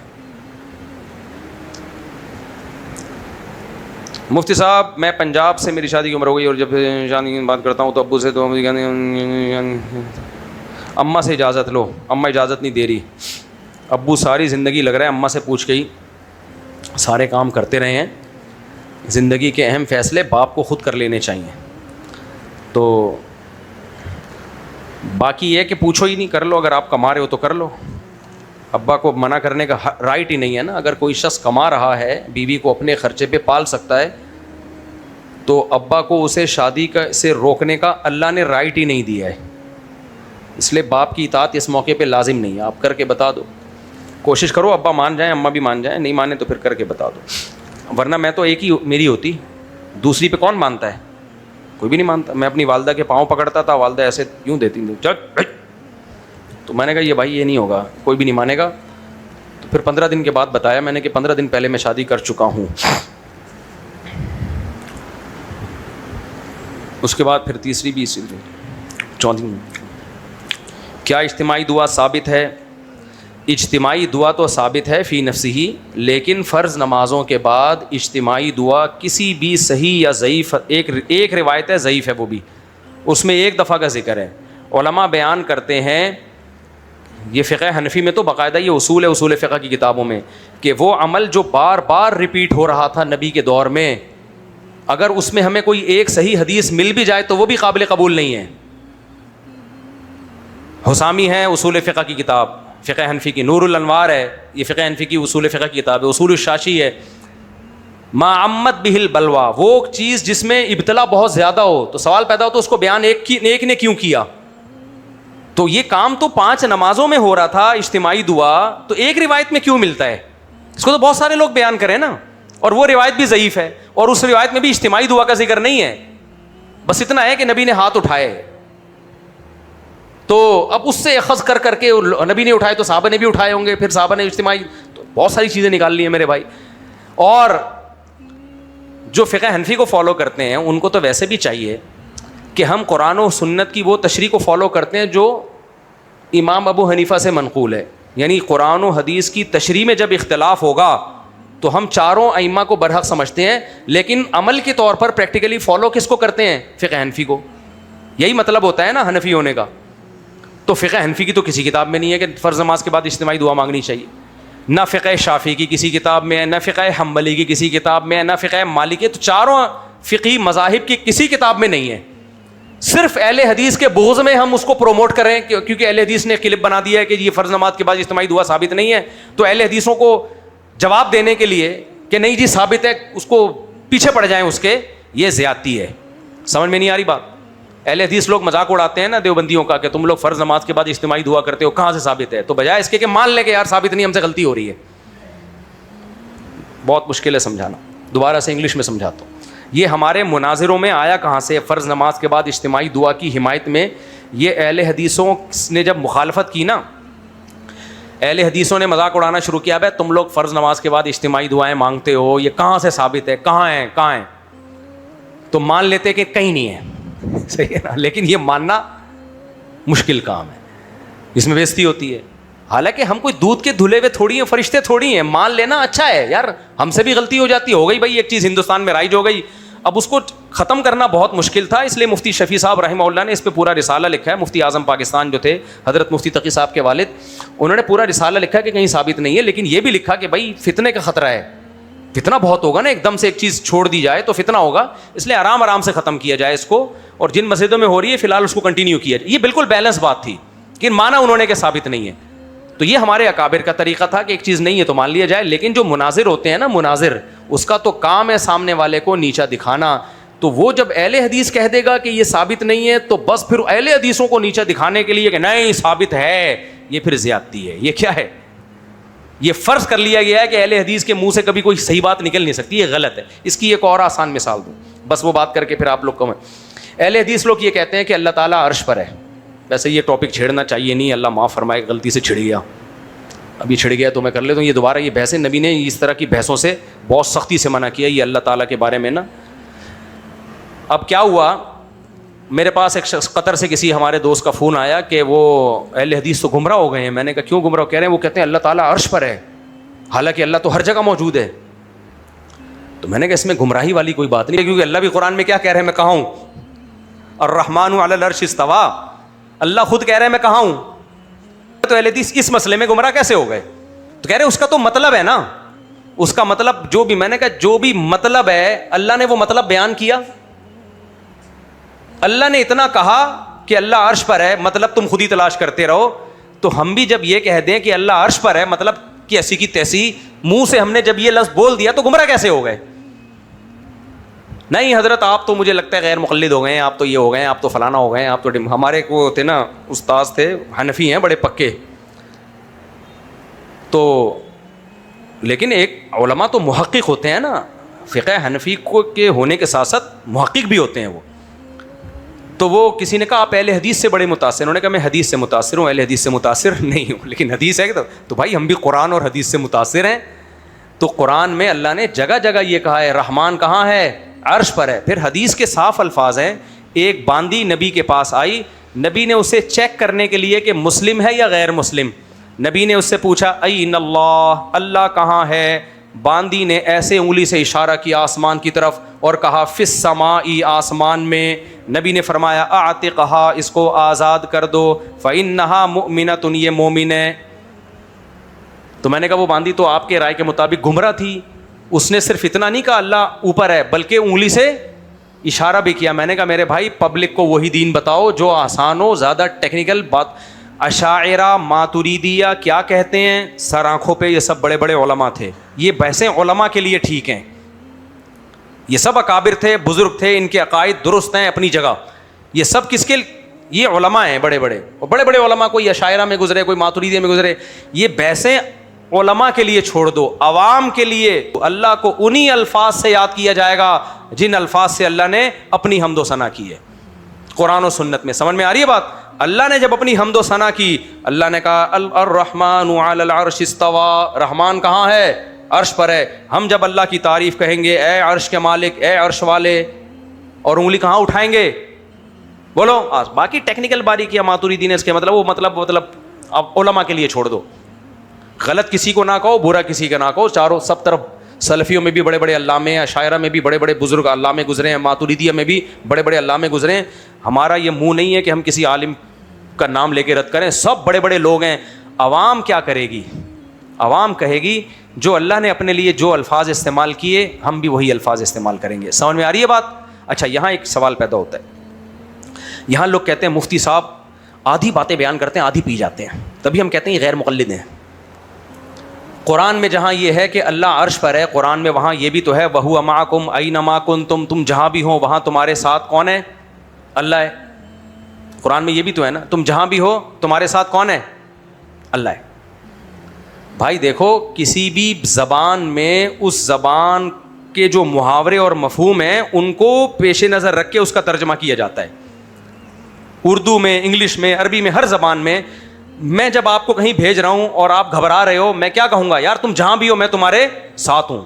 یہاں علم اور قدرت کے لحاظ سے میت مراد ہوتی ہے کہ میں تمہیں دیکھ بھی رہا ہوں اور تمہاری مدد کی قدرت بھی رکھتا ہوں, غافل نہیں ہوں. اس کی مثال ہے جیسے موسیٰ علیہ السلام اور ہارون علیہ السلام فرعون کے محل میں جاتے ہوئے گھبرا رہے تھے کہ اللہ وہ تو قتل کر دے گا ہمیں, تو اللہ نے فرمایا لا تخافا, اے موسیٰ ہارون ڈرو نہیں, اننی معکما, میں تم دونوں کے ساتھ ہوں. کیا مطلب؟ اسمع و ارا, اللہ نے خود ہی مطلب بیان کر دیا, سن بھی رہا ہوں دیکھ بھی رہا ہوں, یعنی میرا علم کامل ہے, ہر چیز کا مجھے پتا ہے, اور قدرت کامل ہونے کا تو تمہیں ویسے ہی معلوم ہے. تو یہاں ساتھ کا مطلب اللہ کی مدد ساتھ ہے, اللہ کا علم ہمارے ساتھ ہے. تو اللہ علم اور قدرت کے لحاظ سے ہر جگہ موجود ہے, لیکن جب اللہ سے پوچھا جائے گا, اللہ کے بارے میں پوچھا جائے گا کہاں ہے, تو ہم وہی الفاظ کہیں گے جو اللہ کے رسول نے ہمیں بتائے اور قرآن نے ہمیں بتائے. یہاں بھی ایک اور اشکال پیدا ہوتا ہے. ایک اشکال یہ ہوتا ہے کہ قرآن میں یہ آتا ہے, حدیث میں تو آتا ہے کہ جب باندی سے پوچھا گیا اللہ کہاں ہے, تو باندی نے کہا فی السما, آسمانوں میں. فی کا لفظ استعمال کیا نا, حالانکہ اس کو علی السما کہنا چاہیے تھا, آسمانوں پر, اوپر, عرش پر. کچھ لوگ یہاں بھی ٹیکنیکل پوائنٹ نکالتے ہیں کہ دیکھو یہ ترجمہ بھی صحیح نہیں کر رہے. خوب سمجھ لو, عربی میں فی علی کے معنی میں استعمال ہوتا ہے, قرآن میں بھی استعمال ہوا ہے, اور اس لیے استعمال ہوتا ہے یہ بتانے کے لیے کہ مظروف ظرف میں بہت ہی مستقر ہے. کیونکہ مظروف جو ہے نا, جب ظرف میں قرار پکڑا ہوا ہوتا ہے, فی آتا ہے عربی میں ظرف کے لیے. ایسے نہیں, آسان کر کے سمجھاؤں گا. دیکھو, فی کا اردو میں ترجمہ ہے میں. ہم جب کہتے ہیں یہ چیز اس میں ہے, تو مطلب کیا ہوتا ہے کہ اس چیز میں اس چیز کو قرار حاصل ہے, یہ ہل نہیں سکتی, بہت مضبوط قرار حاصل ہے اس کو, اتنا مضبوط قرار ہے. تو یہاں فی علی کے معنی میں یہ بتانے کے لیے ہے کہ یہ ہے تو پر ہی, لیکن ایسا استقرار ہے کہ وہ بہت مضبوط قرار ہے اس کو وہاں پہ, کیونکہ اللہ کا عرش پہ کنٹرول ہے, بہت طاقت ہے اللہ کی, تو ایسا قرار ہے اللہ کو. تو یہ بتانے کے لیے علی کے بجائے فی کا لفظ استعمال کیا. اس کی مثال قرآن میں ہے کہ فرعون نے جادوگروں کو دھمکی دی تھی اور کہا تھا لَأُصَلِّبَنَّكُمْ فِي جُذُوعِ النَّخْلِ, میں تمہیں سولی پہ کھجور کے تنوں میں لٹکا دوں گا. حالانکہ تنوں میں نہیں لٹکایا جا رہا تھا, تنوں پہ لٹکایا جا رہا تھا. یہاں بھی ہے لَأُصَلِّبَنَّكُمْ عَلَى جُذُوعِ النَّخْلِ, علا کے بجائے فی کا لفظ اس لیے استعمال کیا یہ بتانے کے لیے کہ ایسا قرار ہوگا نا کہ ہل نہیں سکو گے کھجور کے تنوں سے, ایسا لگے گا جیسے تنوں کے اندر ہو. تو ہمیں قرآن میں اس کی مثال ملتی ہے کہ فی علا کے معنی میں استعمال ہوا ہے. تو باندی نے جب کہا نا فی السما, آسمانوں میں ہے, مطلب آسمانوں میں نہیں ہے, آسمانوں پر ہے, عرش پر ہے. اس کی کیفیت ہمیں معلوم نہیں ہے, اس میں بحث کی ہمیں اجازت نہیں ہے. اب اجازت نہیں ہے تو میں نے کیوں بحث کر لی, پھر سوال پیدا ہوتا ہے. تو سوال یہ اس لیے پیدا ہوتا ہے کہ یہ بحث اچھالی جاتی ہے. کل بھی کسی نے اس طرح کی بحث اچھالی ہے, تو مت اچھالو ایسی بحثیں جس کا جو نظریہ ہے وہ رکھے. لیکن اگر کوئی اہل حدیث یہ بول دیتا ہے اللہ عرش پر ہیں, تو دیوبندی لوگ جذباتی ہونے کی کوشش نہ کریں, اس کو دیوبندیت کا مسئلہ نہ بنائیں, اس کو نیچا دکھانے کی کوشش نہ کریں. بہتر ہے حق کو مان لیا جائے تمیز سے. تو عوام کے لیے باقی کسی بزرگ کو عشائرہ ماتوریدیہ, یہ سارے بڑے بڑے علامے تھے, بزرگان دین تھے, ان کو ہم گمراہ نہیں کہہ سکتے. ہم کہہ رہے ہیں وہ علماء کے لیے. کس کے لیے وہ بحثیں؟ علماء کے لیے. علماء کو پڑھنے دو, مدارس میں بحث کرنے دو. عوام کے لیے جو اللہ کی طرف سے پیکیج ہے وہ وہی پیکیج ہے, قرآن و حدیث کی ظاہری نصوص ہیں. اللہ کہاں ہے؟ عرش پر ہے. کیسے ہے ہمیں نہیں پتا بھائی. دیکھو اس کو کہتے ہیں تشبیہ اور تعطیل سے بچنا. جو اللہ نے اپنے لیے صفات استعمال کی ہیں ان کی نفی بھی مت کرو اور ان کو مخلوق کے مشابہ بھی قرار مت دو. اللہ اپنے بارے میں کہتا ہے میں محبت کرتا ہوں, ہم مان لیں گے محبت کرتا ہے. اب سوال پیدا ہوتا ہے محبت تو دل کے نرم ہونے کا نام ہے, تو کچھ لوگوں نے اس میں تعویلات کی ہیں, محبت کا مطلب یہ ہے, رحمت کا مطلب. بھائی وہ علماء کے لیے بحث ہے, وہ مطلب علماء کو بیان کرنے دو. اللہ جب کہتا ہے میں محبت کرتا ہوں, میں رحمت کرتا ہوں, کیا مطلب ہے وہ علماء جانے. ہم یہی کہیں گے اللہ محبت بھی کرتا ہے, اللہ رحم بھی کرتا ہے, اپنے بندوں پہ رحم بھی کھاتا ہے. حالانکہ رحم تو دل کی نرمی کا نام ہے نا, اثر قبول کرنے کا نام ہے. بھائی ہمیں نہیں پتہ, اللہ مہربان بھی ہے, رحمت اس کو ترس بھی آتا ہے بندوں پہ, غضب بھی کرتا ہے. ان ربی قد غضب اليوم غضبا لم يغضب قبله مثله ولن يغضب بعده مثله. حدیث میں آتا ہے قیامت کے دن نافرمانوں کو اتنا غصہ ہوگا, اللہ کو نافرمانوں پر اتنا غصہ ہوگا کہ نبی فرمائیں گے کہ میرا رب ایسا غضبناک ہوا ہے کہ اس سے پہلے بھی کبھی نہیں ہوا, اس کے بعد بھی کبھی نہیں ہوا. اب یہاں سوال پیدا ہوتا ہے بھائی غصہ تو ایک جذباتی کیفیت کا نام ہے, تو کیا معاذ اللہ پہ یہ کیفیات آتی ہیں؟ تو اب علماء نے عشائرہ ماتوریدیہ میں ایک بحث چلی ہے. یہاں مطلب یہ ہے بھائی وہ ان کو کرنے دو, علماء لوگ ہیں. ہمارا کام کیا ہے عوام کا؟ کسی کو برا نہ کہیں, ہم یہ کہیں بھائی اللہ کو غضب آتا ہے، کما ہوا لائقم بشانہ، اس کا غضب ہمارے جیسا نہیں ہے، وہ اس کی شان کے مطابق ہے، ہم اس کو بندوں پہ قیاس نہیں کر سکتے. یہ اسلم ہے، یہ عقیدہ آسان ہے، اس پہ اشکالات کم ہوتے ہیں، اس میں نجات کے چانسز زیادہ ہیں. اللہ پوچھے گا تم نے مجھے کہہ دیا کہ مجھے غضب آتا ہے، تو ہم کہیں گے اللہ ہم نے نہیں کہا، تو نے خود کہا ہے. یہ سمجھ میں آ رہی ہے بات؟ تیرے نبی نے کہا ہے تیرے بارے میں. تو اللہ کہے گا پھر اس کا مطلب کیا ہے؟ اللہ تیرے نبی نے ہمیں مطلب نہیں بتایا، بس ہمیں بتایا کہ اللہ کو غصہ آتا ہے. تو ہم نے بھی یہی عقیدہ رکھا. جب ہم سے پوچھا گیا کہ اللہ کو غضب آتا ہے، ہم نے کہا ہاں آتا ہے. ہم سے جب پوچھا گیا اللہ محبت کرتا ہے، ہاں کرتا ہے. اللہ کسی پہ ترس کھاتا ہے، رحم آتا ہے، ہاں آتا ہے. کیا مطلب تھا ہمیں نہیں بتایا گیا. ہمیں یہ بتایا گیا لیس کمثلہ شیء، تیرے جیسا کوئی بھی نہیں ہے، لہذا تجھ پہ کسی کو قیاس اور تیری صفات پر کسی کو قیاس، تجھے قیاس نہیں کیا جا سکتا. تو یہ آسان ہے. اسلم کا مطلب اس میں نجات، بچنے کے چانسز زیادہ ہیں. تو اس لیے زیادہ ان پکڑوں میں نہیں پڑا کرو. اور مناظر لوگ جو ہوتے ہیں ان کا تو کام ہوتا ہے سامنے والے کو نیچا دکھانا، ان کا کام حق بیان کرنا نہیں ہوتا. اور مفتیان کرام سے دین پوچھا کرو جو باقاعدہ اداروں سے فارغ ہوں. تو میں جو بات کر رہا ہوں یہ علماء دیوبند کی بھی جو بھی صحیح علماء ہیں نا، جو علماء دیوبند میں جو مدارس میں افتاء کا کام کر رہے ہیں، باقاعدہ پڑھے لکھے ہیں، ان کی بھی یہی رائے ہے. میں نے کوئی الگ رائے قائم نہیں کی ہے، لیکن بات وہی ہے کہ دلائل کو فالو کرنا چاہیے، دلیل کو فوکس کرنا چاہیے. اب اس میں بحث نہ کریں، کیونکہ ان مسائل میں بحث کرنا بھی غلط ہے. خود کر لی، اب بول رہے ہیں ہمیں بولنے کو نہیں کرو. ہمارے مسلمانوں، ہاں تو بات تو اجتماعی دعا کی پوچھی گئی تھی، وہ تو کمپلیٹ کر دوں. تو فقہ حنفی کی کسی کتاب میں بھی نہیں لکھا ہوا، بلکہ اس کے خلاف لکھا ہوا ہے. فقہ حنفی کی جتنی فتوے کی کتابیں، عربی اردو کی بات نہیں کر رہا، اردو تو آج کی لکھی ہوئی ہے نا، اصل تو فقہ حنفی عربی میں ہے. تو اس میں تمام میں یہی ہے کہ ثابت نہیں ہے.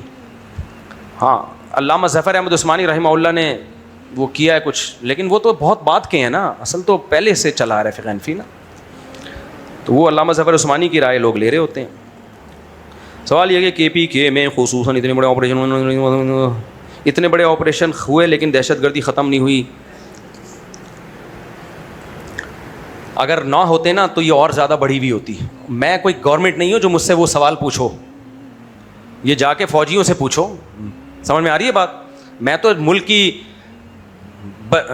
صرف ملک کی بقا کی بات کرتا ہوں آپ کے سامنے، کہ جب بھی دہشت گردی کے خلاف حکومت کام کر رہی ہو تو اعتراضات کر کے کیڑے نکالنے کے بجائے حکومت کا ساتھ دے کے دہشت گردوں کے خلاف اس آپریشن میں یا تو شریک ہو جاؤ یا زبان سے فیور کرو بس. باقی حکومت کے سارے کاموں کے نہ میں نے ٹھیکے لیے ہوئے، نہ مجھے کوئی پیسے ملتے ہیں حکومت سے. اگر رمضان کا روزہ توڑ دیا جائے اور کفارہ اور ہدیہ دینے کی بھی ہمت نہ ہو تو کیا کرنا چاہیے؟ رمضان کا روزہ اگر جان کر توڑا ہے، اور توڑا ہے کس طریقے سے؟ یا تو بیوی سے ہم بستری کر لی یا کھانا کھا لیا. کیونکہ بعض روزہ توڑنے کے طریقے ایسے ہیں اس سے کفارہ نہیں لازم ہوتا، گناہ ہوتا ہے، روزہ بھی ٹوٹ جائے. جیسے کسی نے ہینڈ پریکٹس کر لی، اللہ بچائے اس بیماری سے، تو اس سے روزہ تو ٹوٹ جائے گا رمضان کا، لیکن کفارہ لازم نہیں ہوگا. تو اگر بیوی سے ہم بستری کر لی ہے، یا خدا نخواستہ کسی بدبخت نے زنا کر لیا ہے، یا کھانا کھا لیا ہے، پانی پی لیا ہے پیاس کی شدت کی وجہ سے، تو پھر 60 روزے رکھنے پڑیں گے اس کو.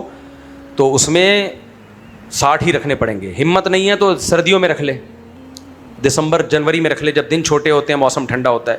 اور اگر اتنا بوڑھا آدمی ہے کہ روزے رکھنے کی طاقت ہی نہیں ہے اس میں، یا ایسی بیماری ہے کہ ناممکنات میں سے نہ دسمبر میں رکھ پائے گا نہ جنوری میں رکھ پائے گا، اس کی طاقت ہی نہیں ہے، ڈاکٹر کہیں گے کہ بھئی آپ بیمار ہو جاؤ گے، آپ کے اندر ڈاکٹر بھی 1-2 نہیں ہیں، آج کل ڈاکٹر بھی ڈھیلے ڈھالے آتے ہیں.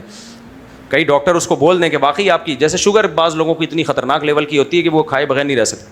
تو ایسی صورت میں پھر 60 غریبوں کو 2 ٹائم کا کھانا کھلاتے. اگر اس کے بھی پیسے نہیں ہیں، خود اتنا غریب ہے، لوگوں کو چاہیے تعاون کر لیں اس کے ساتھ، پھر بھی نہیں ہے تو پھر مجبوری ہے. پھر اللہ جب طاقت دے گا تو کر لے، نہیں تو اللہ معاف سے توبہ استغفار کرے. حدیث میں ایسا واقعہ ہے تو آپ صلی اللہ علیہ وسلم نے صحابی کو حکم دیا تھا کہ صدقہ کر لو تھوڑا بہت، تو انہوں نے کہا وہ بھی نہیں ہے. ایک صحابی نے روزے کی حالت میں جب رمضان میں ہم بستری حرام تھی، بیوی سے ہم بستری کر لی، تو وہ کہتے ہیں اچھا خیر، تو نبی نے حکم دیا 60 روزے رکھو. ان میں طاقت نہیں تھی 60 روزے رکھنے کی، تو نبی نے حکم دیا 60 غریبوں کو کھانا کھلاؤ. انہوں نے کہا پیسے ہی نہیں ہیں. تو پھر نبی نے حکم دیا کچھ صدقہ کرو، وہ بھی نہیں تھے. تو نبی نے کہا کہ لوگوں کو کہا کہ چندہ کر کے لاؤ، ان کو کچھ پیسے دو تاکہ یہ صدقہ کر لیں. تو چندہ کر کے لوگوں نے کچھ پیسے دیے ان کو، اور کہا کہ صدقہ کرو. انہوں نے فرمایا کس پہ صدقہ کروں؟ فرمایا غریب پہ. فرمایا کہ مدینہ میں مجھ سے زیادہ غریب کوئی نہیں ہے. نبی مسکرائے, فرمایا کھاؤ.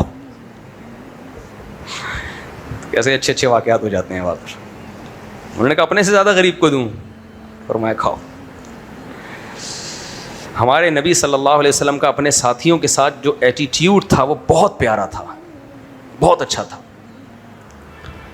بہت اچھے اخلاق کے ساتھ آپ ان کے ساتھ رہتے تھے. حضرت ابو ہریرہ کہتے ہیں کہ زندگی میں کبھی ایسا نہیں ہوا کہ نبی کی مجھ پہ نظر پڑی ہو اور مجھے دیکھ کے مسکرائے نہ ہو. اتنا مزہ آتا ہے یہ حدیث پڑھ کے.